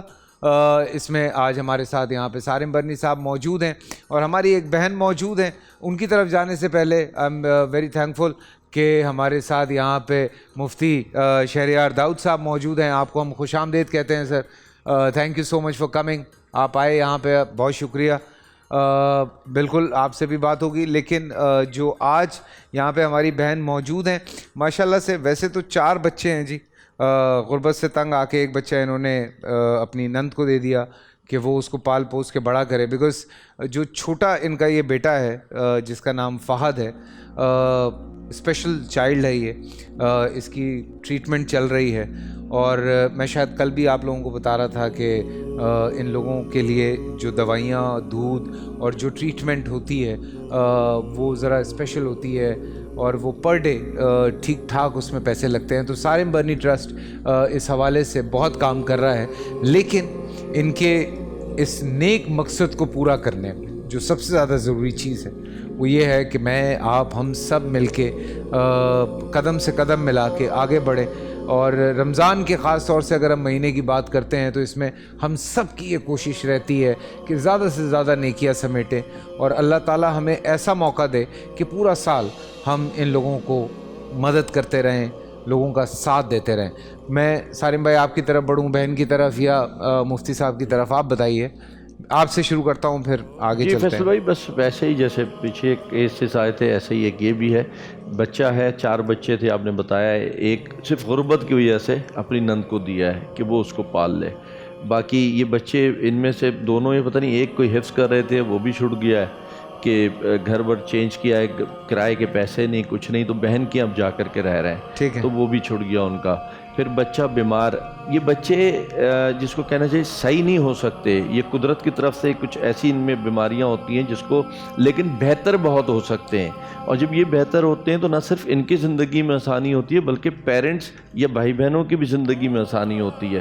اب جس حال میں وہ ہے، نہ ایک اس ٹائپ کے لوگ نہ ویل چیئر لے پاتے ہیں، نہ اس کے کوئی اور جو ارینجمنٹ کر پاتے ہیں، نہ پیمپر، دیگر کھانا پینا، دودھ جو بھی. اب اس کے 8 سال کا بچہ ہے، اس کے صرف ٹانگیں اگر اس کے پینچھے اٹھا کے دیکھیں بالکل ایسے تیلی کی طرح جو ہے نا، اس کا پورا جسم ایون اسی طریقے سے، صرف اسی وجہ سے کہ جو ڈائٹ چاہیے وہ پراپر نہیں دے سکتے ماں باپ غربت کی وجہ سے. اور پیمپر اور یہ چیزیں تو یہ تو پھر بڑے ہمارے یہاں ایکسٹراز میں کاؤنٹ کی جاتی ہیں، حالانکہ ایکسٹراز نہیں ہے. ایسے بچوں کے لیے یہ ضرورت ہے کیونکہ وہ کتنا بھی بڑا ہو جائے اس کو وہ چیزیں چاہیے اس کو. تو اس کو لانے کا مقصد یہی ہے کہ اگر کوئی اس کو ڈائریکٹلی سپورٹ کرنا چاہتا ہے تو ڈائریکٹلی سپورٹ کرے، ہمارے تھرو چاہتا ہے ہمارے تھرو کرے. اور ایک پھر وہی دہراؤں گا کہ ایک نہیں ہے، کئی 100 لوگ پیچھے موجود ہوتے ہیں. یہ ایک وہ ہوتے ہیں جو ہمارے ساتھ آ کے بیٹھتے ہیں. تو یہ سلسلہ ہم چلاتے رہتے ہیں. باقی بچے دونوں کیا کرتے ہیں؟ یہ پڑھ رہے ہیں یا ابھی کوئی کام کر رہے ہیں؟ ابھی نہیں بھائی، میرے یہ بچے پڑھ رہے ہیں. اچھا. میں نے ابھی ان کو گورنمنٹ اسکول میں ایڈمیشن دلوائی ہے کیونکہ حفظ نہیں کروا پا رہی ہوں، کیونکہ حفظ جہاں یہ کر رہے تھے وہ مدرسہ بہت دور ہے ہمارے گھر سے. ابھی ہم لوگ کیماری میں ہیں اور لیاری میں یہ پڑھ رہے تھے. ابھی میں لیاری سے کیماری ان کو بھیج نہیں سکتی ہوں. لیاری یہ عائشہ فاروقیہ مدرسہ ہے میمن سوسائٹی میں، کھڑا مارکیٹ میمن سوسائٹی. تو یہاں پڑھتے تھے میرے بچے. تو ماشاءاللہ میرا بڑا بیٹا قرآن حافظ کی تعلیم اسٹارٹ کر چکا تھا، لیکن پھر وہی مسئلے کہ یہاں کے کرائے افورڈ نہیں کر رہے. پھر کیماری چلے گئے. پھر وہاں زیادہ ماحول ایسا ہو گیا کہ گھر میں رہنے جیسا بھی نہیں تھا، گھر میں کرایہ نہیں دے سکتے تھے، کھانا پینا نہیں تھا. آپ کے ہسبینڈ جو ہیں وہ؟ میرے ہسبینڈ چوکیداری کرتے ہیں. اچھا. تو ظاہر سی بات ہے کہاں سے اس وقت 25-30 ہزار روپے اگر انسان کما رہا ہے، اس میں اس کا صرف دودھ بھی پورا نہیں ہو سکتا اگر جو اس کو دودھ دیا جاتا ہے. یہ گیون شاہ مزار ہے نا، ان کے ساتھ کسٹم جو پراپرٹی ہے نا، اس میں میرے جیسے نند کے شوہر کے گھر ہیں تو اس میں ہم لوگ ان کے پاس کرائے پہ رہ رہے ہیں. ابھی وہاں رہ رہے ہیں جی. تو وہ بھی افورڈ میں نہیں ہوتا ہے کہ وہ 4000 جو وہ مانگ رہے ہیں وہ بھی ہم نہیں دے پا رہے ہیں. نہیں، بچوں کے حوالے سے اگر سارم بھائی ہم آپ کو نمبر دے دیں گے بچوں کو. آپ یہ بڑا بچہ تو ماشاءاللہ یہ ہے کہ یہ ہمارے پاس ہاسٹل میں بھی رہ سکتا ہے، تو ہم مدرسے کے اندر بھی اس کی رہائش کا انتظام کر سکتے ہیں. اور کسی سے کہہ کے تھوڑا بہت یہ تو مدرسے میں رہ کے کھا پی لے گا اور اس کی تعلیم کا بھی ہو جائے گا، اور صرف حفظ کا نہیں ہوگا، ساتھ میں اس کی دنیاوی تعلیم کا بھی انتظام ہم کر دیں گے. اور اس کے ساتھ ساتھ جو ہے نا وہ آپ کے گھر کے لیے بھی کچھ انتظام ہو جائے گا. آپ جو ہے وہ رابطہ کر لیجئے گا. اس کے بعد باقی جو بیماری وغیرہ کے معاملات ہیں ظاہر ہے وہ سارے یہ بھی اچھا ہے مفتی صاحب، اتنا بوجھ کم ہو جائے گا اور بچے اپنی زندگی کی طرف آ جائیں گے نا، تعلیم حاصل کریں گے تو بہت اچھا ہے. نہیں وہ تو بہت زیادہ ضروری ہے. بالکل، کیونکہ آج کل کا ٹائم تعلیم کے بغیر نہیں ہے. جی مفتی صاحب آپ زبردست. جی آن ہے مائک. میری ایک چھوٹی سی سجیشن ہے کہ جیسے یہ گروئنگ ایج کے چائلڈ ہیں، بچے ہیں، ان کو کوئی نہ کوئی ہنر ضرور سکھا دینا چاہیے. جیسے اب بہت سارے اسکولز کالجز میں ہم ووکیشنل ایجوکیشن بھی دیکھتے ہیں، ٹیکنیکل ایجوکیشن دیکھتے ہیں. جیسے آئی مائی سیلف میں نے تو سینٹ پیٹرکس ٹیکنیکل سے میٹرک کیا تھا، تو ہم نے ایک ٹیکنیکل لائف دیکھی ہے کہ جس کے پاس ہنر ہوتا ہے نا وہ بھوکا نہیں رہتا. اب آج کل کے ہاں ہنر کس قسم کے ہیں؟ موبائلس ہیں، ان کی مینٹیننس ہیں، اس کو ریسیٹ کرنا ہے، اس کی مطلب ریپیئرنگ ہے، اس میں اس کی بہت سارے سافٹ ویئر ویڈیو ہیں، یہ سب سکھائے جا سکتے ہیں الحمدللہ. اس کے علاوہ الیکٹرانکس کے اندر بہت ساری فیلڈ ہے. تو اگر یہ کہیں گے تو انشاءاللہ میں سارم بھائی سے لوں گا. یہ بڑے والے بچوں کو تو میں سمجھتا ہوں کہ اگر صدر کسی طرح اگر آنا جانا ہو جائے تو تعلیم بھی حاصل کریں، قرآن پاک حفظ کر رہے تھے. باقاعدہ ان کی جو کورسز ہیں نا مختلف، یہ 6 مہینے کا کورس کر لے گا بچہ نا. یہ کتنی ایج ہے اس کی؟ یہ 14 سال کا 14 سال کا. انشاءاللہ یہ بہت ٹھیک ہے، کافی ہے. یہ میں اس کو انشاءاللہ ایک ہمارا ٹیکنیکل ایجوکیشن ہے وہاں پر اس کو انشاءاللہ ہم ایسا مختلف کورسز کرا دیں گے کہ اس کے بعد اس کو اچھی نہ صرف یہ کہ اپنی ایجوکیشن کمپلیٹ کرتا رہے گا، اس کے ساتھ ساتھ یہ انشاءاللہ اپنی ارننگ بھی کرتا رہے گا انشاءاللہ، اور ماں باپ کا سپورٹ بنے گا انشاءاللہ. چھوٹا بھائی ہے، کم از کم اس کو ایک اچھی تعلیم اور دینے میں یہ مدد کرے گا. یہ اسی طرح سے ہوتا ہے. پھر فہد کو اوبیسلی ایک زیادہ سپورٹ کی ضرورت ہے. فیصل بھائی ہم کر رہے ہیں نا، لیکن جیسے مفتی صاحب نے اتنی اچھی آفر کی، شہریار بھائی نے کی، تو اس طریقے سے یہی مقصد ہے کہ سب مل کے نا اپنا اپنا حصہ اس کے اندر ڈالیں تاکہ ان لوگوں کی ہم زندگی بہتر کریں. میں قطعی اس چیز کو نہیں پسند کرتا کہ ہم اس کو راشن پہ زندگی گزروا دیں کہ راشن ہم دے دیں گے تم زندگی گزار لینا. اس کا میاں ہے وہ اپنا کام کرے، لیکن بچے کو ہم اس قابل کر دیں کہ وہ باہر جا سکے، کام پہ جا سکے. اگر ماں سنبھال رہی ہے تو باپ جا سکے اور ان کی زندگی آسان ہو جائے، یہ بچے کے لیے فکر مند نہ ہو یا ان کی نوکری نہ چھوٹے. تو اگر 2 بچے ادھر چلے جائیں گے ہاسٹل میں مفتی صاحب کے بعد، یا ایک بچہ چلا جائے گا ایک ادھر چلا جائے گا، تو وہ ان کے لیے بھی آسانی ہے اور ہمارا بھی مقصد یہی ہے کہ لوگ زندگی کی طرف آگے. میں نے آپ سے ویل چیئر کا کہا تھا اس دن بھی، 2 ویل چیئرز میری طرف سے تو ہو گئی ہیں، میں آپ کو انشاءاللہ تھوڑے دیر میں کر دوں گا سر. جزاک اللہ. جی بسم اللہ. ایسا اجتماعی نظم بنا لیں جی کہ اس قسم کی جتنی خواتین یا جتنے گھرانے آپ کے پاس ہیں، اب وہ 1 یا 2 بچے جو اسپیشل بچے ہیں ان کو سنبھالنے سے قاصر ہیں، پریشان ہیں، تو ان کے جو بقیہ بچے ہیں آپ اجتماعی نظم بنا کے، یہ علماء اکرام کراچی کا بڑا سیٹ اپ ہے، یہاں بڑے اچھے تعلیمی ادارے ہیں، مدارس ہیں، اسکولز ہیں، کالج ہیں، ان کے اندر فری کاسٹ ہاسٹل، ان کا خرچہ، ان کا رہن سہن ان کا بہترین ہے. گھروں سے زیادہ اچھا کھائیں گے، اچھا رہیں گے، پڑھیں گے، تربیت پائیں گے. پھر سب سے خوبصورت یہ چیز ہوگی کہ ان کی جو تربیت ہوگی وہ دینی تربیت ہوگی. تو آپ اجتماعی نظم بنا لیں. مگر سر مجھے آج بھی یاد ہے، کافی پرانی بات ہے، ایک بچی میرے پاس آئی تھی اور وہ بضد تھی کہ کسی مدرسے میں مجھے ڈال دیں. میں نے اپنے طور پہ جتنی کوشش کر سکتا تھا میں نے ڈھونڈا مدرسہ، مجھے نہیں ملا جہاں بچی کو جو ہے نا وہاں رکھا. اب تو خیر ماشاءاللہ مجھے بھی پتا ہے کافی سارے ہو گئے، لیکن یہ ان چیزوں کے لیے پھر ہمیں آپ کو سب کو مل کے کام کی ضرورت ہے نا کہ ہم اس طریقے سے اجاگر کریں. کیا کہ آپ اجتماعی ڈیٹا جمع کر لیں، جمع کر لیں، وہ ڈیٹا ہمیں دے دیں، ان حضرات علماء کو دے دیں. مفتی صاحب کا مدرسہ ہے، اسکول ہے، مجھے نہیں پتا تھا، مجھے ابھی پتا چلا. میں ان کے پڑوس میں ہی ہوں، قریب میں. اچھا تو بہت اچھا ہے. اگر اس طریقے سے ہم مل کے میرا مطلب اور مقصد ہی ہے کہ ہم سب مل کر کے کام کریں گے تو معاشرے میں بہتری آئے گی. بالکل ایسا ہی ہے. فرمایا چوتھا پارہ لن تنالوا البر حتى تنفقوا مما تحبون، کہ تم ہرگز بھلائی کو نہیں پہنچ سکتے جب تک کہ اپنی بہترین شے اللہ کی راہ میں نہ قربان کرو. تو میری تمام احباب سے جو ہمیں دیکھ رہے ہیں اس وقت ایک ریکویسٹ ہے، ایک اپیل ہے کہ برائے مہربانی جس طرح سارم بھائی اور کام کر رہے ہیں، جس طرح شیلٹر ہوم ہے، بابی عالیہ کام کر رہی ہیں، میں الحمدللہ ان کے کافی کلوز، میں نے ان کے بلکہ شیلٹر ہوم میں جو بچیوں کے نکاح ہوتے ہیں الحمدللہ ان کے نکاح پڑھانے کی سعادت مجھے ملتی ہے سبحان اللہ الحمدللہ، اور ہم نے سینکڑوں نکاح الحمدللہ پڑھائے الحمدللہ. تو کہنے کا مطلب یہ ہے کہ آپ بہت بے دھڑک ہو کر کے بالکل پیس آف مائنڈ کے ساتھ یہاں اپنے ڈونیشنز جمع کروائیں، ان کو دیں، کیونکہ جس قسم کی میں سمجھتا ہوں سارم بھائی کے پاس دنیا سے یا پاکستان بھر سے نیڈی ڈیزرونگ پیپل بچے یا لوگ آتے ہیں، آئی تھنک کہ بہت بہترین کام کر رہے ہیں. We must help them. ٹھیک ہے، زبردست ہو گیا. بہن کچھ آخر میں آپ کہنا چاہیں، کوئی اپیل کرنا چاہیں؟ بھائی کہ میرے بچوں کے لیے کوئی ذریعہ بن جائے. بس میں تو آپ لوگوں کا بہت شکریہ ادا کرتی ہوں. اللہ پاک آپ کو بہت اجر دے گا اس کا. میں نے بھی ابھی ان کو آفر کی، ابھی کہا ان کے میاں بیوی کو، میں نے دونوں کو کہا ہے. انہوں نے کہا ہمیں آتا نہیں. میں نے کہا میرے مورگ ہے جہاں مردوں کو رکھنے کی جگہ جو ہوتی ہے، جو فریزر جسے کہہ لیں آسان زبان میں، تو میں بولا ادھر ہم پورا سسٹم چلا رہے ہیں جہاں بالکل فری آف کاسٹ چلتا ہے. دیکھیں بیٹھے بیٹھے میں نے ابھی جن کے ساتھ میں کام کر رہا ہوں سکون، میں نے آپ کو کل بالکل بتایا تھا، میں نے ان کو میسج کیا، انہوں نے کہا میں ابھی آرڈر کرتا ہوں انشاءاللہ 5-6 دن لگیں گے اور وہ یہاں پہ آ جائے گی, پھر میں آپ کے ہینڈ اوور کر سر. بہت اچھا, جزاک اللہ. ناروے کی طرف سے اس بچے کے لیے کم از کم ویل چیئر ہو گئی. زبردست سر. اب دیکھیں نا, ماں کے لیے اٹھانا سنبھالنا, اگر اس کو ویل چیئر ہی مل جائے تو کچھ تو آسانی ہوگی نا زندگی میں. تو میں مدد کے لیے بھی لوگوں کو کہتا ہوں بھائی راشن سے ہٹ کے مدد کرو. اگر اس کے پاس سونے کا بیڈ صحیح نہیں ہے نا تو اس کا بیڈ صحیح کر کے دو. اس کا اگر واش روم صحیح نہیں ہے, واش روم. یہ بڑی زندگی کی اہم چیزیں اگر ہم اس کو سمجھیں نا, اگر ان جگہوں سے سکون ملنا شروع ہو جائے تو بندہ صبح اٹھے گا بھی ٹائم پہ, نماز کے لیے بھی جا سکے گا, کام کے لیے بھی جا سکے گا. لیکن رات ہی آپ کی نہیں گزرتی صحیح تو آپ دن کیا کام کریں گے پھر اس کے بعد. جی ماشاءاللہ. میں ایک چیز آخری عرض کروں, ناراض نہ ہوں تو میں چاہتا ہوں کہ ہم جب یہ ویلفیئر کا کام دیکھتے ہیں نا, میں نے ابھی ایک تازہ واقعہ دیکھا سالم بھائی کے یہیں ادارے میں. ایک سید خاندان آیا ہے, سید خاندان. آپ شاہ صاحب کی بات کر رہے تھے نا ابھی. سید کو زکوٰۃ نہیں لگتی. ہم سارے لوگ, پوری قوم کی میں بات کر رہا ہوں, ہم رمضان میں بالکل یعنی پاگل ہوئے ہوتے ہیں, بس یہ زکوٰۃ دیتے ہیں, زکوٰۃ دیتے ہیں, زکوٰۃ دیتے ہیں. لیکن سید کو تو زکوٰۃ نہیں لگتی. میں ہاتھ کا میل ہے, مال کا میل ہے, اس کو کون دے گا؟ سید کو کون دے گا؟ بہت پریشان فیملی تھی, بہت تکلیف. یہ ایک سوال میں چھوڑے جا رہا ہوں, خدا کے لیے زکوٰۃ سے ہٹ کر بھی دیکھیں.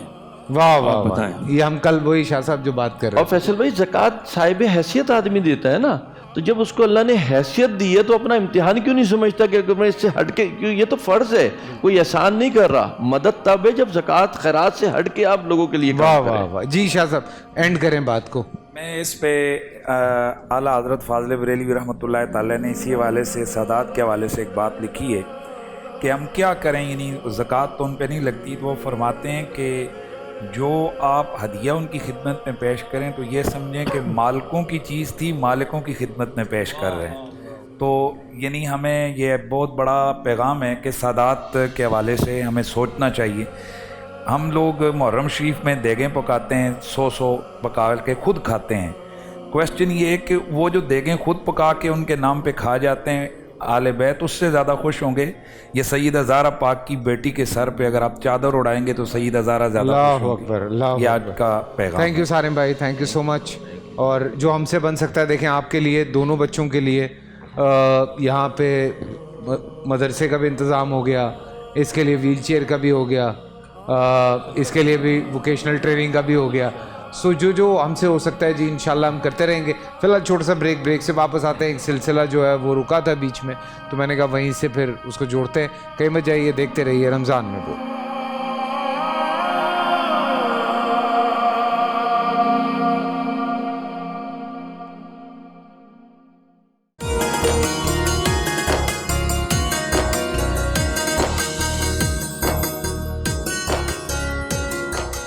جی ہاں, ایک دفعہ پھر آپ سب کو خوش آمدید کہتے ہیں. نیکی کا سیگمنٹ آپ لوگوں نے دیکھا. آگے بڑھیں گے, واپس چلیں گے ہم اپنی بات کی طرف. پروفیسر صاحب کی بات بیچ میں رہ گئی تھی, پھر اس کے بعد پروفیسر صاحب آگے بڑھیں, تھوڑا سی اس کو سم اپ کرتے ہیں. اس بات کو مختصر کرتا ہوں کہ ماڈریشن جو ہے یہ شروع سے انسانی ذہنیت چلی آ رہی ہے. فلما جاءکم رسول بما لا تہوی انفسکم. ہمیشہ شیطان کے پیروکار زیادہ رہے ہیں, انبیاء کے پیروکار کم رہے, کیونکہ انبیاء کی دعوت خواہشات نفس کے خلاف ہے اور شیطان کی دعوت خواہشات نفس کے مطابق ہے. قیامت والے دن جب شیطان سامنے آئے گا تو وقال الشیطان, شیطان کہے گا انی دعوتک فاستجبتم لی فلا تلومونی لوموا انفسکم. جب لوگ کہیں گے یہ شیطان ہے جس نے بہکایا, شیطان کہے گا بڑے اچھے نیک بننے چلے ہو, میں نے کیا, میں نے تمہیں دعوت دی, تم میری دعوت پر لپٹے چلے آئے. رسول نے دعوت دی, تم نے اس کی دعوت کو سنا ہی نہیں. تم نے میری دعوت کو اس لیے قبول کیا کہ میری دعوت قبول کرنے میں تمہیں خواہشات نفس کی پیروی کا موقع ملتا تھا, اور رسول کی دعوت تمہاری خواہشات نفس کے خلاف تھی. تو انسان کی فطرت ہے, آج بھی مغرب میں خواہشات نفس کی پیروی کو ماڈریشن کہتے ہیں نا. یہ اللہ اور رسول کی اطاعت کرنے والوں کو بیوقوف کہتے ہیں, اور میں اس سے پہلے بھی آپ سے بات کر چکا ہوں، ہمارا دشمن ہم سے زیادہ زیرک ہے. میں آپ کو اپنا واقعہ بتاتا ہوں، اس پر ختم. باقی بہت عبرتناک چیز ہے یہ این یونیورسٹی ہے نا، یہاں کے ہیومینٹی کا جو ہے ڈپارٹمنٹ میں ہم ایک دفعہ گئے. وہاں کے ڈپارٹمنٹ کے صدر سلجوق صاحب تھے. وہ مجھے کہنے لگے شیخ صاحب میں تو حیران رہ گیا، یہ ان دنوں کی بات ہے جن دنوں کراچی میں قتل و غارت بہت تھی، لوگ دھڑا دھڑ کراچی چھوڑ کر پنجاب جا رہے تھے. تو کہنے لگے میرے پاس 2 امریکن آئے، کہنے لگے سلجوق صاحب ہم آپ کی مدد چاہتے ہیں. مدد کیا کہ کراچی کے حالات کی وجہ سے یہاں میمن برادری جو ہے پنجاب منتقل ہو رہی ہے، اور پنجاب منتقل ہو رہی ہے، وہاں جا کر شادی بیاہ کریں گے، ان سے مکس ہوں گے. ہم اس بات کا جائزہ لے رہے ہیں کہ آئندہ 20 سال میں اس کا پاکستانی معاشرے پر کیا اثرات ہوں گے.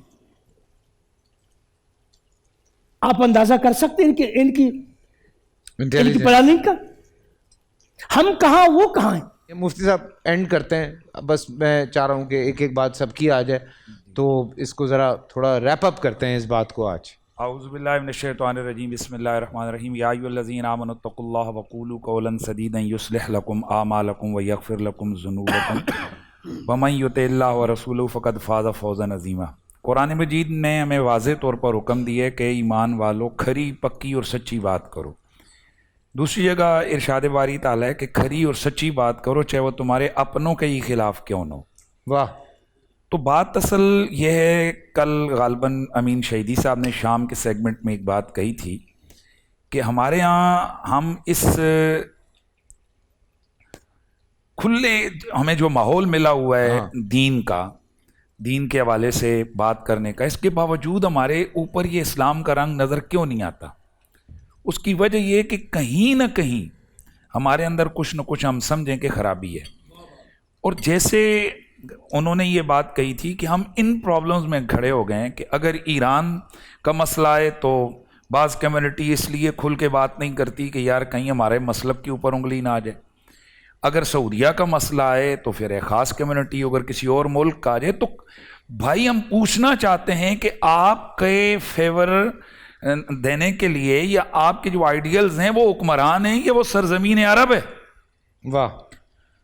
تو نبی علیہ السلام ہمارے رول ماڈل ہیں، نبی علیہ السلام کو ہم نے دیکھنا ہے. ہم نے یہ نہیں دیکھنا ہے کہ کون. بھائی بات یہ ہے، بڑی کلیئر سی بات ہے فیصل بھائی، اس میں ہیرا پھیری کرنے کی کیا ضرورت ہے کہ جی ہم ان حکمرانوں کے خلاف نہ بولیں جن کے لیے ہیلری کلنٹن کہتی ہے کہ ہم نے جتنا عرصہ ان کو کہا ہے کہ ایک خاص مسلک اور مذہب کو پروموٹ کرو پاکستان اور دنیا کے اندر، کیونکہ ان کا وہ جو نظام تھا، وہ جو دجالی نظام، اس کو پروموٹ کرنے کے لیے وہ ایک خاص ان کی آئیڈیالوجی کو پروموٹ کرنے کے لیے خاص نقطہ نظر کی ضرورت تھی، تو انہوں نے اس کو پروموٹ کروایا.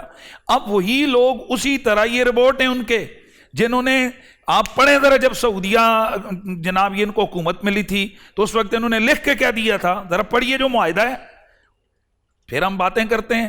تو صاف سی بات ہے، علماء، میں ان علماء کو میں کیا کہوں کہ جو وہاں کھڑے ہوئے زائرین جو مدینہ شریف جاتے ہیں، مزار رسول پہ کھڑے ہو کر ان کے گلے میں پڑے ہوئے لاکٹوں کو تو وہ کھینچتے ہیں، وہ چھوٹی چھوٹی بات پر وہ گھنٹہ گھنٹہ وہاں پر لوگوں کو تنگ کرتے ہیں، ان کو اذیتیں دیتے ہیں.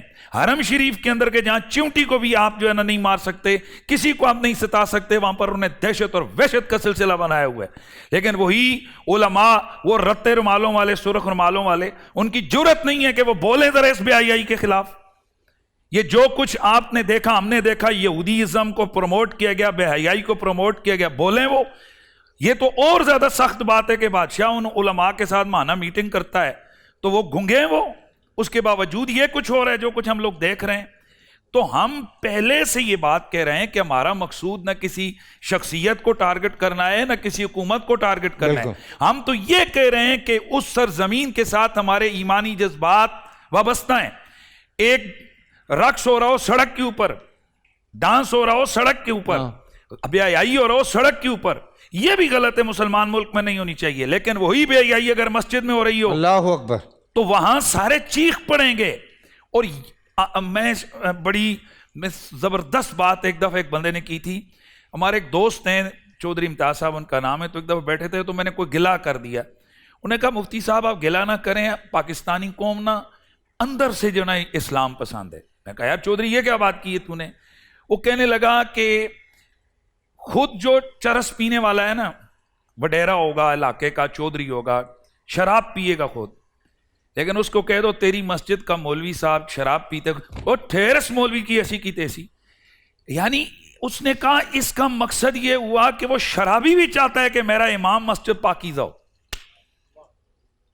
वो भी चाहता है कि जिसके पीछे हम नमाज पढ़ रहे हैं ना वो सही हो, उसका अमल किरदार सही हो।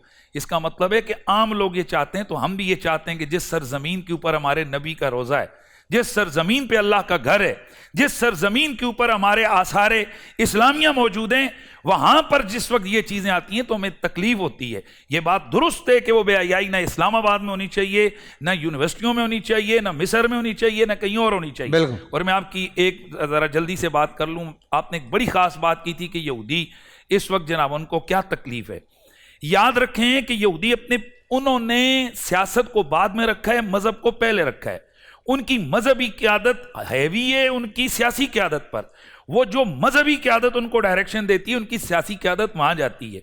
तो ये तारीखी हकीकत है कि यहूदियत ने हमेशा दो हस्तियों को हमारी इस्लामी तारीख में टारगेट किया है, एक हजरत उमर फारूक को और दूसरा हजरत मौला अली को। क्यों? इस वक्त मैं ऑन रिकॉर्ड नेशनल टेलीविजन पे बैठ के कह रहा हूं और बड़े दलाइल है मेरे पास कि अरबों डॉलर खर्चा किया जा रहा है आले बैत अतार के खिलाफ, एक जहन साजी के लिए। हम कहेंगे यार यहूदियों को क्या लगे कि यार ये आले बैत अतार के खिलाफ हम कर रहे हैं। आज अगर आपको कोई मौलवी, कोई पीर, कोई स्कॉलर वो आले बैत के वाले से हल्का फुल्का बोलता नजर आए, आप उसके पीछे रिसर्च करें, कहीं ना कहीं डांडे इसके इसराइल के साथ या यहूदियों के साथ मिलेंगे। क्यों? उसकी वजह यह है कि 2 पॉइंट्स हैं। एक उनका इंतकाम है, वो जो खैबर वाला वो हजरत अली से ले रहे हैं। एक उनका वो इंतकाम है कुरैजा वाला, वो हजरत उमर से ले रहे हैं। और दूसरा उनकी किताबों में मौजूद है, उन सबको मालूम है कि जो उनका मसीहा आएगा, जिसे वो दज्जाल कहते हैं, हम दज्जाल कहते हैं, उसे मसीहा कहते हैं, उस मसीहा का खात्मा करने वाला होगा रसूल खुदा का शहजादा सैयदा ज़हरा का बेटा इमाम मेहदी अलैहिस्सलाम। बेशक। और इमाम महदी की फौज में कौन होंगे? वो लोग कि जो हैदर कर्रार के गुलाम है, जो अहले बैत अतहार के गुलाम है। लिहाजा पूरी यहूदियत पूरी कुव्वत के साथ मुसलमानों के दिलों से हुब्बे अहले बैत को निकालने की कोशिश कर रही है। यही वजह है आप यहां जो मर्जी ये करें, जिस मौजू पे बोलें, आप पे कोई उंगली नहीं उठाएगा। आप थोड़ा सा अहले बैत अतहार को डिफेंड करके देखें, आप अहले बैत के कसीदे पढ़ के देखें, आप पर वो इल्जाम लगेंगे कि जो आपके वहमो गुमान में भी कहीं नहीं होंगे। ऐसे ऐसे मंसूबे, टीवी चैनल्स खरीदे गए हैं कि जिनके ऊपर आले बैत अतहार के दुश्मनों की प्रमोशन होती है। ये सब क्या है? ये सब का सब उसी दज्जाली मीडिया और उसी दज्जाली निज़ाम जिसे मैं कह रहा हूं, वही यहूदीज़म की वो जो सोच है कि उन्होंने इंतकाम लेना है आले बैत से। और हमें ये चाहिए कि आज हम बैठे हुए ये समझें कि हमने हक की आवाज़ उठानी है। हम ना मोहम्मद बिन सलमान का कुछ कर सकते हैं और ना हमारी वजह से हो सकता है, लेकिन हजरत जो आपने एक बात कही है ना, कई चीज़ें कई लोगों के जहनों को बदल देती हैं। शायद कि उतर जाए तेरे दिल में मेरी बात, कम अज कम हम इस नेशनल टेलीविजन पर यह तो कह रहे हैं कि हम उन लोगों में से होना चाहते हैं कि जिन्होंने इस बुराई को बुराई कहा। बिल्कुल बिल्कुल बिल्कुल। और देखें, ये आप जो बात कर रहे हैं इस पर मुझे कुतुब साहब की बात याद आई। अच्छा। कुतुब साहब, उन्होंने एक वाकया सुनाया था, ऑन एयर ही सुनाया था ये वाकया, और फिर मेरी उनसे बात भी हुई तो मैंने उनसे पर्सनली भी ये वाकया सुना। कहने लगे मैं गया हुआ था UAE, आप तो कहने लगे वहाँ पे मेरी एक साहब से मुलाकात हुई और बड़े अच्छे अंग्रेज़ थे लेकिन बड़ी अच्छी उर्दू बोल रहे थे। तो मैंने उनसे पूछा कि आप इतनी अच्छी उर्दू कैसे बोलते हैं? तो उन्होंने कहा यार मैं 4 साल रहा हूँ पाकिस्तान में। तो उन्होंने कहा क्या कर रहे थे? तो उन्होंने कहा कि मैं इमाम था मस्जिद का, और वो थे यहूदी। तो कहने का मतलब है कि इस तरह से कुछ चीज़ें आपके मुल्क में प्लांट भी हो रही हैं जिनसे दिमाग जो हैं बच्चों के वो चेंज किए जाते हैं। आप कई लोगों को सुनते हैं, कभी कभी आप लोग भी कंफ्यूज हो जाते हैं, हम भी कभी कभी सुन के कहते हैं कि 1 मिनट ये क्या बात की है इन्होंने। तो थोड़ा सा इस चीज़ को अंडरस्टैंड करें।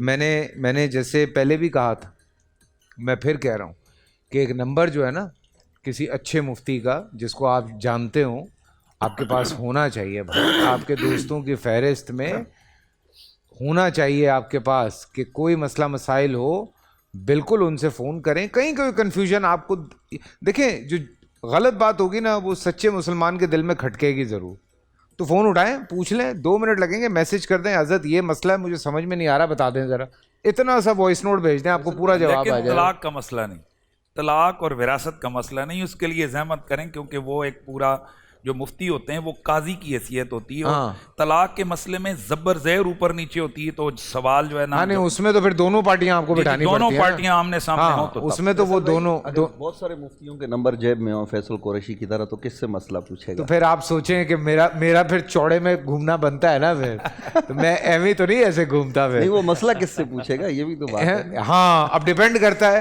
کہ وہ مسئلہ کس سائڈ کا, اگر بیوی کی سائڈ کا ہے تو اس طرف فون کروں گا, اگر اپنی سائڈ کا ہے تو پھر اس طرح فون کروں گا کیونکہ بیگم ادھر سے ہیں. تو میں نے کہا یہ تو, لیکن دیکھیں اس میں کوئی وہ بات نہیں ہے, ہم یہ والی انڈیویجویلٹی ہو تو اس میں کچھ غلط نہیں ہے بھائی. آپ تھوپ نہیں سکتے کسی کے اوپر اپنا آپ, یہ بات طے شدہ ہے. اللہ تعالیٰ خود ہی آپ کو سمجھاتا ہے, اور میں یہ بات بہت اس فسوق کے ساتھ کہتا ہوں, میں اپنے علماء کرام سے بھی یہ کہتا ہوں, میں دوستوں سے بھی کہتا ہوں, پیار سے سمجھائیں, پیار محبت سے تو دنیا کے بڑے بڑے مسئلے حل ہو جاتے ہیں. مفتی صاحب آپ کی طرف آؤں گا, پھر میں آخر میں امین شہیدی صاحب سے اینڈ کرواؤں گا بات. جی بسم اللہ الرحمن الرحیم. دراصل میں 2 چیزیں ہیں. پہلی چیز تو یہ ہے کہ ہماری جو قوم ہے بحیثیت قوم ہم بہت ہی سادہ اور خام خیالی کے مالک لوگ ہیں. اس کی وجہ یہ ہے کہ ہم نے چونکہ ہم ہندوستان میں رہتے ہیں, عرب میں نہیں عجم میں رہتے ہیں, اور عجم میں رہنے کی وجہ سے ہم سعودی حکومت کو ہمیشہ اسلامی حکومت تصور کرتے ہیں, اسلامی حکومت سمجھتے ہیں. جی جی. جبکہ وہ زمین جو ہے عرب, اسلام وہاں آیا ہے, وہاں کی حکومت اسلامی نہیں ہے. پہلی بات, وہاں کی حکومت اسلامی نہیں ہے. یہ الگ بات ہے کہ ہمیں آج بھی وہاں پروٹوکول مل جاتا ہے, لیکن بات سچی کرنی چاہیے. ویری گڈ یار, کیا بات ہے یار, کیا بات ہے. دوسری بات, جتنی آزادی کے ساتھ یہاں بیٹھ کر بول نیوز کے چینل پر, نیشنل چینل پر ہم یہاں دین کی بات کر رہے ہیں, اس طرح سے وہاں بیٹھ کر دین کی بات نہیں کی جا سکتی. واہ واہ, ٹھیک ہو گیا. واہ واہ. میں اس کا عینی گواہ ہوں کہ شیخ صالح طالب خانہ کعبہ کے امام ہیں, مگر انہیں 10 سال قید سنا دی گئی. کس بات کے کرنے پر؟ صرف بے حیائی, کہ بھئی حکومت بے حیائی کو پروموٹ کر رہی ہے, صرف اس بات پر. ابھی پچھلے مہینے کی بات ہے, یہ شعبان المعظم کی بات ہے, کہ سعودی حکومت نے شیخ صالح طالب سے کہا, اس کے والد کو بلا کر کہا کہ شیخ صاحب آپ صرف معذرت نامہ لکھ دیں کہ مجھ سے غلطی ہو گئی. انہوں نے معذرت نامہ نہیں لکھا, انہوں نے کہا جی 10 سال قبول ہیں, معذرت نامہ نہیں ہے, خانہ کعبہ کی امامت چھوڑ دی. اس کا مطلب یہ ہے کہ جو رجل ہوتے ہیں نا, مرد ہوتے ہیں, وہ ہر میدان پر ہر وقت ہر زمانے میں موجود ہوتے ہیں. واہ. وہ سعودی عرب میں بھی ہیں, وہ پاکستان میں بھی ہیں, وہ پوری دنیا میں ہر جگہ کسی نہ کسی جگہ پر موجود ہوں گے. دوسری بات یہ ہے کہ یہ جو چیز جس پر آج آپ نے بہت خوبصورت بات کی, اس ٹاپک کو چھیڑا, اس کی کلیوں کو کھولا, عقدوں کو کھولا, اس کے متعلق اگر میں آقا دو عالم اللہ کے پیارے حبیب دکھی دلوں کے طبیب جناب رسول اللہ صلی اللہ علیہ وسلم کا ایک ہی فرمان علی شان پڑھوں تو میرے خیال میں ساری بات آپ کو سمجھ آ جائے گی. آقا دو عالم صلی اللہ علیہ وسلم نے فرمایا اذا لم تستحی فاصنع ما شئت, جب تم حیا نہ کرو جو چاہے کرو. تمہاری اہمیت ختم, تمہارا مقام ختم, تمہارا رتبہ ختم. اذا لم تستحی فاصنع ما شئت, جب تم حیا نہ کرو, تم میں حیا نہ رہے, پھر تم کسی کام کے نہیں ہو. تو یہ پوری دنیا کو بے حیا بنانے کا بنیادی مطلب یہ ہے کہ اس قوم کی اللہ کے ہاں اور اس کے رسول صلی اللہ علیہ وسلم کے ہاں کسی قسم کی کوئی اہمیت نہیں رہے گی. اب آ جائیے دوسری طرف, ابو داؤد کی روایت ہے, اللہ کے نبی صلی اللہ علیہ وسلم سے سوال ہوا یا رسول اللہ جب بے حیائی آئے گی تو کیا ہوگا؟ فرمایا سب سے پہلے جو جذبہ نکلے گا, میں مفتی حنیف قریشی صاحب کی توجہ چاہوں گا, سب سے پہلے جب بے حیائی آئے گی تو کیا ہوگا؟ فرمایا حضور نے یہ نہیں فرمایا کہ وہ بندہ نماز چھوڑے گا، وہ روزہ چھوڑے گا، وہ فلاں چھوڑے گا، وہ افطاری چھوڑے گا، وہ چرس پیے گا، وہ پاؤڈر پیے گا، وہ فلاں کرے گا. نہیں، حضور نے فرمایا جس قوم میں بے حیائی گئے گی وہ جہاد چھوڑے گا. اللہ. اس سے اگلا جملہ ابو داؤد ہی کی روایت ہے. نبی کریم علیہ الصلاۃ و تسلیم نے کیا فرمایا؟ جب میری قوم، میری امت جہاد چھوڑے گی تو یہ وہ وقت تھا. حضرت ابو موسیٰ اشعری فرماتے ہیں کہ جس وقت آقا دو عالم صلی اللہ علیہ وسلم یہ بات جناب صدیق اکبر سے فرما رہے ہیں، اس وقت میں دیکھ رہا ہوں کہ نبوت کی آنکھوں میں آنسو ہیں، اور وہ آنسو نبوت کی داڑھی سے نکل کر آپ کے کرتہ مبارک پر، آپ کے بشت مبارک پر آ گئے. سیدنا صدیق اکبر نے گھٹنے پہ ہاتھ رکھا، فرمایا یا رسول اللہ صلی اللہ علیہ وسلم کوئی زیادہ پریشانی والی بات ہے؟ فرمایا ابو بکر یہ وہ وقت ہوگا کہ جب میری قوم بے حیائی کو اختیار کرے گی اور پھر اس سے جذبہ جہاد نکلے گا، پھر ذلت کو اللہ جل شانہ اس قوم پر مسلط فرما دیں گے. اذا ترکتم الجہاد فسلط اللہ علیہم الذلہ. مجھے آپ ایمانداری سے بتائیے، یہ علماء کا پینل یہاں بیٹھا ہے، اگر میں غلط کہوں تو یہ مجھے ٹوک بھی سکتے ہیں اور یہ پھر تصدیق بھی کر سکتے ہیں، بتا سکتے ہیں کہ میں بات غلط کر رہا ہوں یا ٹھیک کر رہا ہوں. آج پوری دنیا کے اندر میں ان لوگوں کی بات نہیں کر رہا جنہوں نے جہاد کے نام پر پیٹ پالے، جنہوں نے جہاد کے نام پہ دہشت گردی کی، جنہوں نے جہاد کے نام پہ لوگوں کو قتل کیا، انتقام لیا. میں یہ بات کہہ رہا ہوں کہ کیا جہاد کو میرے ملک میں یا پوری دنیا میں جرم نہیں بنا دیا گیا؟ بالکل، بہت اچھی بات. اگر جہاد جرم ہے تو سمجھیے کہ دشمن اپنے کام میں بڑی تیزی کے ساتھ کامیاب ہو رہا ہے. کامیاب کیوں؟ وہ جس طرح ابھی قریشی صاحب نے ایک حوالہ دیا نا جی قریظہ کا، الیہود والنصارى من جزیرۃ العرب. حضور نے فرمایا ان کو نکالنا ہے. نکالا کس نے؟ عمر نے. نکالا کس نے؟ جناب علی المرتضیٰ نے. حضرت عمر رضی اللہ تعالیٰ نے فلسطین میں مسجد اقصی میں کھڑے ہو کر کہا تمہارا یہ کیا کام، چابی دو، کس کو؟ نکلو. وہ آج تک نہیں بھولے. اس کی ایک چھوٹی سی ایگزامپل دوں. ہمارے سیالکوٹ چونکہ بزنس کی منٹی ہے نا، سیالکوٹ میں ہمارے ایک دوست ہیں، انہوں نے فیکٹری بنائی. فیکٹری کے اندر وہ مسجد بنانے لگے تو انہیں پتہ نہیں تھا کہ یہ جو بندہ فرانس کے ویزے پر، فرانس کے پاسپورٹ پر ہمارے پاس آیا ہے، یہ بندہ فرانس کا نہیں ہے، یہ کہیں اور کا ہے. اب اس کے پاس جتنی بک اس نے منگوائیں یا اس کے پاس موجود پڑی ہوئی تھیں، وہ دو شخصیات کا مطالعہ کرتا رہا، ایک حضرت عمر کا، ایک حضرت علی کا. مسلمان نہیں ہے، یہودی ہے. ٹھیک ہے. اب اس قوم کو صرف دو باتیں آپ اپنے پینل سے سمجھا دیں. بے حیائی چھوڑو گے جذبہ جہاد آئے گا. واہ واہ واہ. ورنہ یہ وہ قوم ہے کہ امام مہدی ابھی آ جائیں، اسی سیکنڈ، اسی رمضان میں آ جائیں، یہ قوم امام مہدی کا ساتھ نہیں دے گی. زبردست. یہ قوم کہیں اور کھڑی ہوگی. صحیح بات.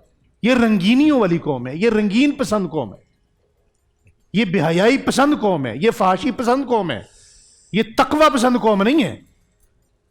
اور تقوی پسند وہ لوگ ہوں گے، ان کی نشانی یہ ہوگی کہ وہ ہمیشہ حق کے ساتھ جڑے رہیں گے.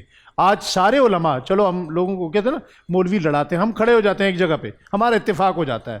کتنے لوگ ہمارے ساتھ دیں گے حق بات کہنے کے لیے؟ کتنے لوگ آ جائیں گے؟ اس قوم کو صرف دو باتیں سمجھا جائیں، سم اپ کرتے ہوئے دو باتیں سمجھا جائیں اس قوم کو کہ بے حیا قوم کو جی بے حیا قوم کو اللہ تعالیٰ نے یہ فیصلہ کر لیا ہے، بے حیا قوم کو یا فرد کو اللہ اس دین کے لیے قبول نہیں فرمائے گے. اس دین کے لیے بے حیا بندے کو قبول نہیں کیا جائے گا. یہ سارا وہ پروگرام ہے. اور جس قوم میں حیا ہوتی ہے اس میں جذبہ جہاد ہوتا ہے. واہ. بدر میں کیا تھا؟ واہ. احد میں کیا تھا؟ خندق میں کیا تھا؟ تبوک میں کیا تھا؟ اس قوم کو دو چیزیں سکھا دیں. اگر جذبہ جہاد کو لانا ہے اس کے لیے حیا اختیار کرنی پڑے گی. اذا لم تستحی فاصنع ما شئت. بس میرا درد دل تو صرف اتنا ہی ہے، یہ قوم پلٹ کے واپس محمد مصطفیٰ کے قدموں پہ آ جائے. حضرات خلفائے راشدین، صحابہ اکرام، اہل بیت اعظام، ابو بکر، عمر، عثمان، علی، حسن، حسین، عشرہ مبشرہ، بدری صحابہ، انصار صحابہ، مہاجرین صحابہ حضور کی آل کے نقش قدم پر آ جائے. اس کے علاوہ اس قوم کے پاس بچنے کا کوئی راستہ بچا ہی نہیں. میں ایک مجھے شیخ صاحب کی بات کو اضافہ کرتے ہوئے کہوں گا، جب پیرس ہٹلر پیرس سلنڈر ہو گیا نا ہٹلر کے سامنے بغیر لڑائی کے، तो डिगाल उस वक्त पेरिस छोड़ के अलजज़ायर जा चुके थे, वहाँ उसने हुकूमत कायम की। उससे पूछा क्या हुआ, पेरिस ऐसे कैसे ज़ेर हो गया? हमें बेहयाई ने मारा। पेरिस ऐसे सरेंडर हो गया, बिल्कुल। क्यों सरेंडर हो गया? कि बेहयाई की वजह से। तो जो मौलाना ने बात कही बिल्कुल सही है। हाँ नहीं ये तो बिल्कुल आप ये देखिए ना, आज पूरे मुल्क में, आखिरी बात कर रहा हूँ, शायद मेरा वक्त नहीं है, माजरत के साथ, चूंकि ब्रेक लेते हैं यहाँ, हमारे यहाँ ब्रेक की आदत हो गई है, एंड करना है। जी जी शेदी साहब के साथ जी। तो हमारे यहाँ देखें, पूरी दुनिया के अंदर, मुझे भी कई ममालिक में जाने का इत्तेफाक हुआ, पूरी दुनिया में सबसे सस्ता कॉल रेट पाकिस्तान में है। भाई केले 600 रुपये हैं, मोबाइल पैकेज जो है ना वो 10 रुपये में। क्यों? अब रात को किसी बूढ़े ने मैसेज थोड़े करने हैं। नाइट पैकेज फ्री है, दिन के पैकेज का पैसे ले रही हैं कंपनियां। क्यों?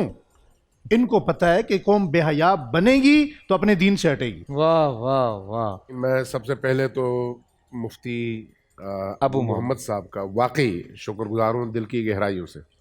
आज इन्होंने ये जो अभी गुफ्तगू की है ना, दिल जीता है और बहुत खूबसूरत गुफ्तगू की है, और दिल के अंदर के जो जज्बात हैं वो इन्होंने जाहिर किए हैं और सब तक पहुँचाए हैं। और इसी तरह से एक बात में सिर्फ ब्रेकेट लगा रहा हूँ, ये ऐसी ही गुफ्तगू फरमा रहे हैं। असल में क्या होता है कि हम जब इनको दूर से देखा तो हम समझते थे ये पता नहीं है कोई खलाई मखलूक है, और ये हमें खलाई मखलूक समझते थे।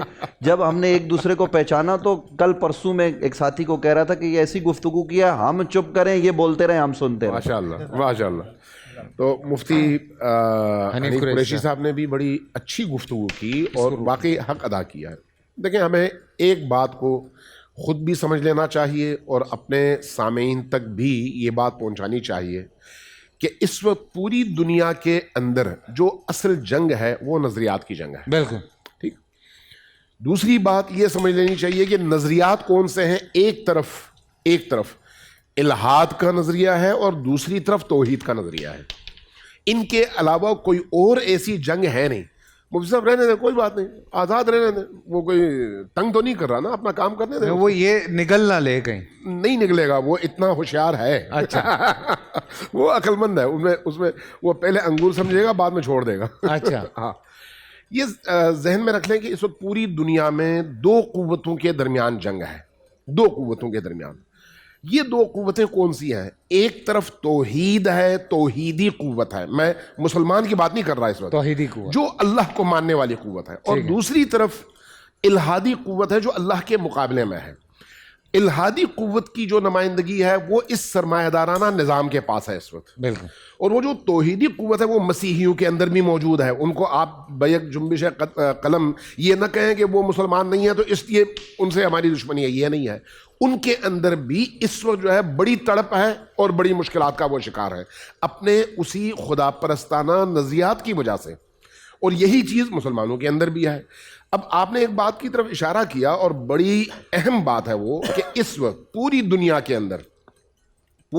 अंदर सबसे ज़्यादा जिस नज़रिए को पजीराई मिल रही है वो इस्लाम का तौहीदी नजरिया है। बिल्कुल, सबसे ज्यादा। बिल्कुल। इसलिए अगर आप अभी नेट पे सर्च करें 2 मिनट में आपके पास रिजल्ट आएगा। जर्मनी में भी, डेनमार्क में भी, यूरोपीय यूनियन के तमाम ममालिक में भी, अमेरिका में भी सबसे तेजी से जो दीन फैल रहा है वो इस्लाम है।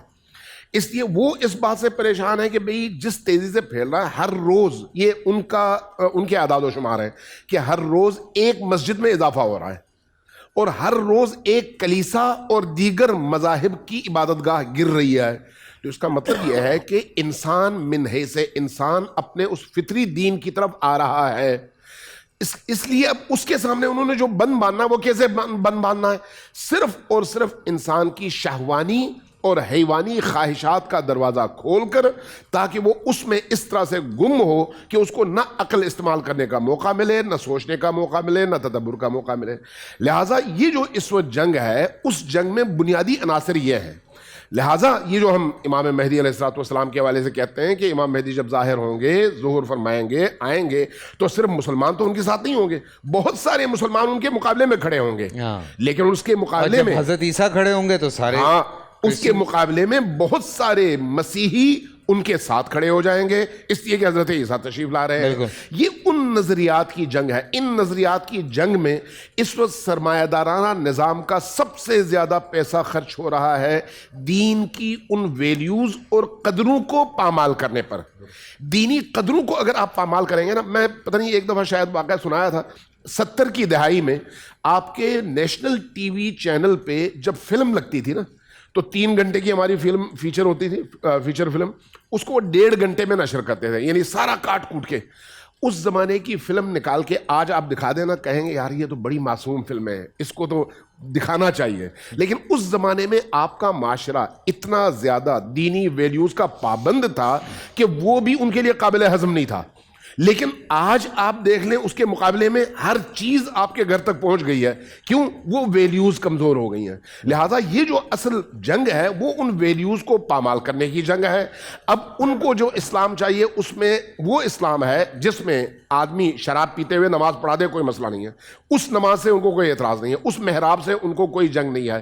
عورت آگے کھڑی ہو، مرد سارے پیچھے کھڑے ہو کر نماز پڑھ لیں، اس اسلام سے ان کو کوئی پریشانی نہیں ہے. لیکن وہ اسلام جو لوگوں کے اندر حریت بھرے، لوگوں کے اندر شعور پیدا کرے، لوگوں کے اندر سرمایہ دارانہ اور ظالمانہ نظام کے خلاف بغاوت کے جذبے پیدا کرے، اس سے ان کو یقیناً خطرہ ہے. تو یہ جو اس وقت کلچر کی یلغار ہے، یہ اس طرف کی یلغار ہے. لہٰذا ہمیں اپنے معاشرے کو، اپنے تعلیمی نظام کو، اپنے جوانوں کو متوجہ کرنے کی ضرورت ہے کہ ہم اس کے مقابلے میں اپنی ویلیوز کو نہ چھوڑیں، ان ویلیوز کو زندہ کرنے کی کوشش کریں. سبحان اللہ، سبحان اللہ. چلیں جی، میرے خیال سے بڑا تفصیلاً ہمیں جواب مل گیا. اور دیکھیں یہ میری آپ کی ہم سب کی ذمہ داری اپنے بچوں تک جو ہے وہ اصل بات پہنچانا میری اور آپ کی ہم سب کی ذمہ داری ہے. یہ اس طرح کا جو یہ انویژن ہے اس سے بچیں خدا کے لیے، اور تھوڑا تھوڑا اپنے آپ کو بھی سمجھاتے رہیں، پڑھتے بھی رہیں اور اپنے بچوں کو بھی سمجھاتے رہیں. اور میں آپ کو یہ بتا دوں، ہم نے 2:30 بجے سے اپنی افطار ٹرانسمیشن شروع کر دی ہے تاکہ میری بہنیں جو ریسیپیز وغیرہ جاننا چاہتی ہیں، کھانا بنانے کا ان کو شوق ہے، تو وہ 2:30 بجے سے ہم یہ سلسلہ شروع کر رہے ہیں. اور ہمارا نمبر بھی چل رہا ہے، آپ اس پہ بھی پوچھ سکتے ہیں آپ کو کیا بنانا ہے کیا نہیں بنانا ہے. اور انشاءاللہ کل سے آپ لوگوں کی کالز لینے کا بھی سلسلہ ہم شروع کریں گے. تو جناب ملتے ہیں چھوٹے سے ایک بریک کے بعد.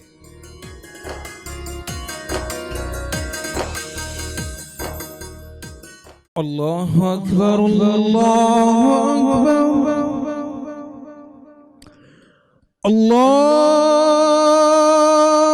اکبر، اللہ اکبر. اشہد ان لا الہ الا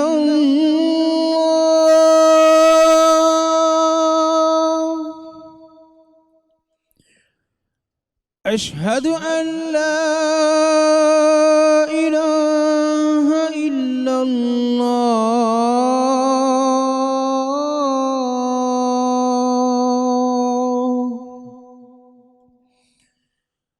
أشهد أن محمد رسول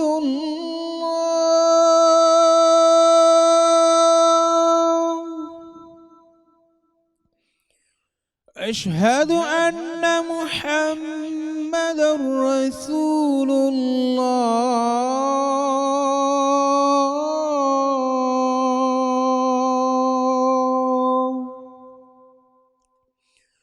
حي على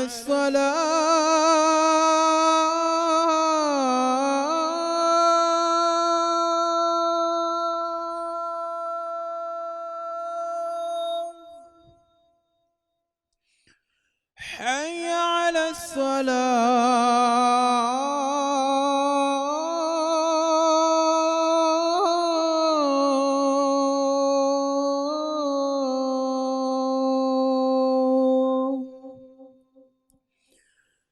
حي على الفلاح.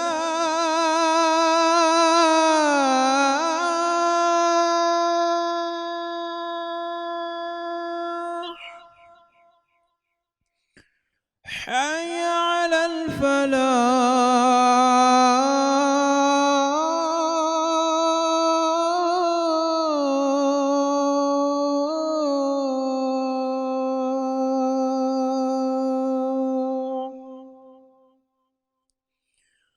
الصلاة خير من النوم.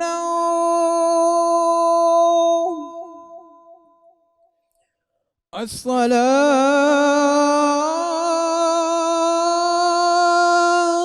خير من النوم.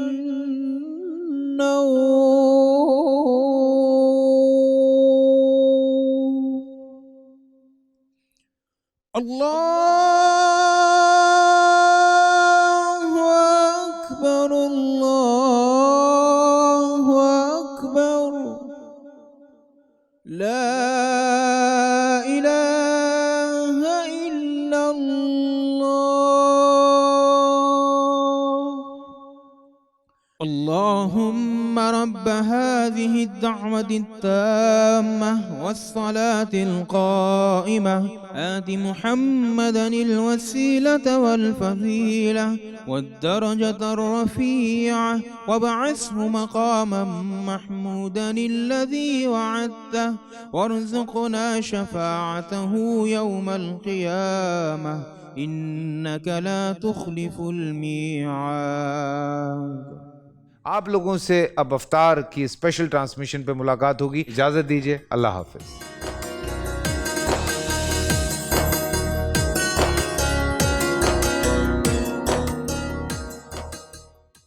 پورا سال انتظار تھا مجھے اس رمضان میں.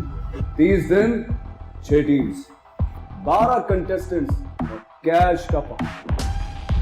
اب گیم وہ ہوگا جسے آپ کا نیم ہے جس نے جو کرنا تھا کر لیا. لاکھوں عوام کو دینے کا ذمہ ان میں حصہ. شور گونجے گا ہر گلی نکڑ اور دکان. رمضان لیگ بنے گی آپ کی پہچان. نعرہ لگے گا تو پارا چڑھے گا. گیم شو ایسے چلے گا. رمضان لیگ روزانہ شام 7 بجے صرف بول انٹرٹینمنٹ پر. بول انٹرٹینمنٹ کے شوز دیکھنے کے لیے ہمارے چینل کو سبسکرائب کریں اور بیل آئیکن پر کلک کرنا نہ بھولیں.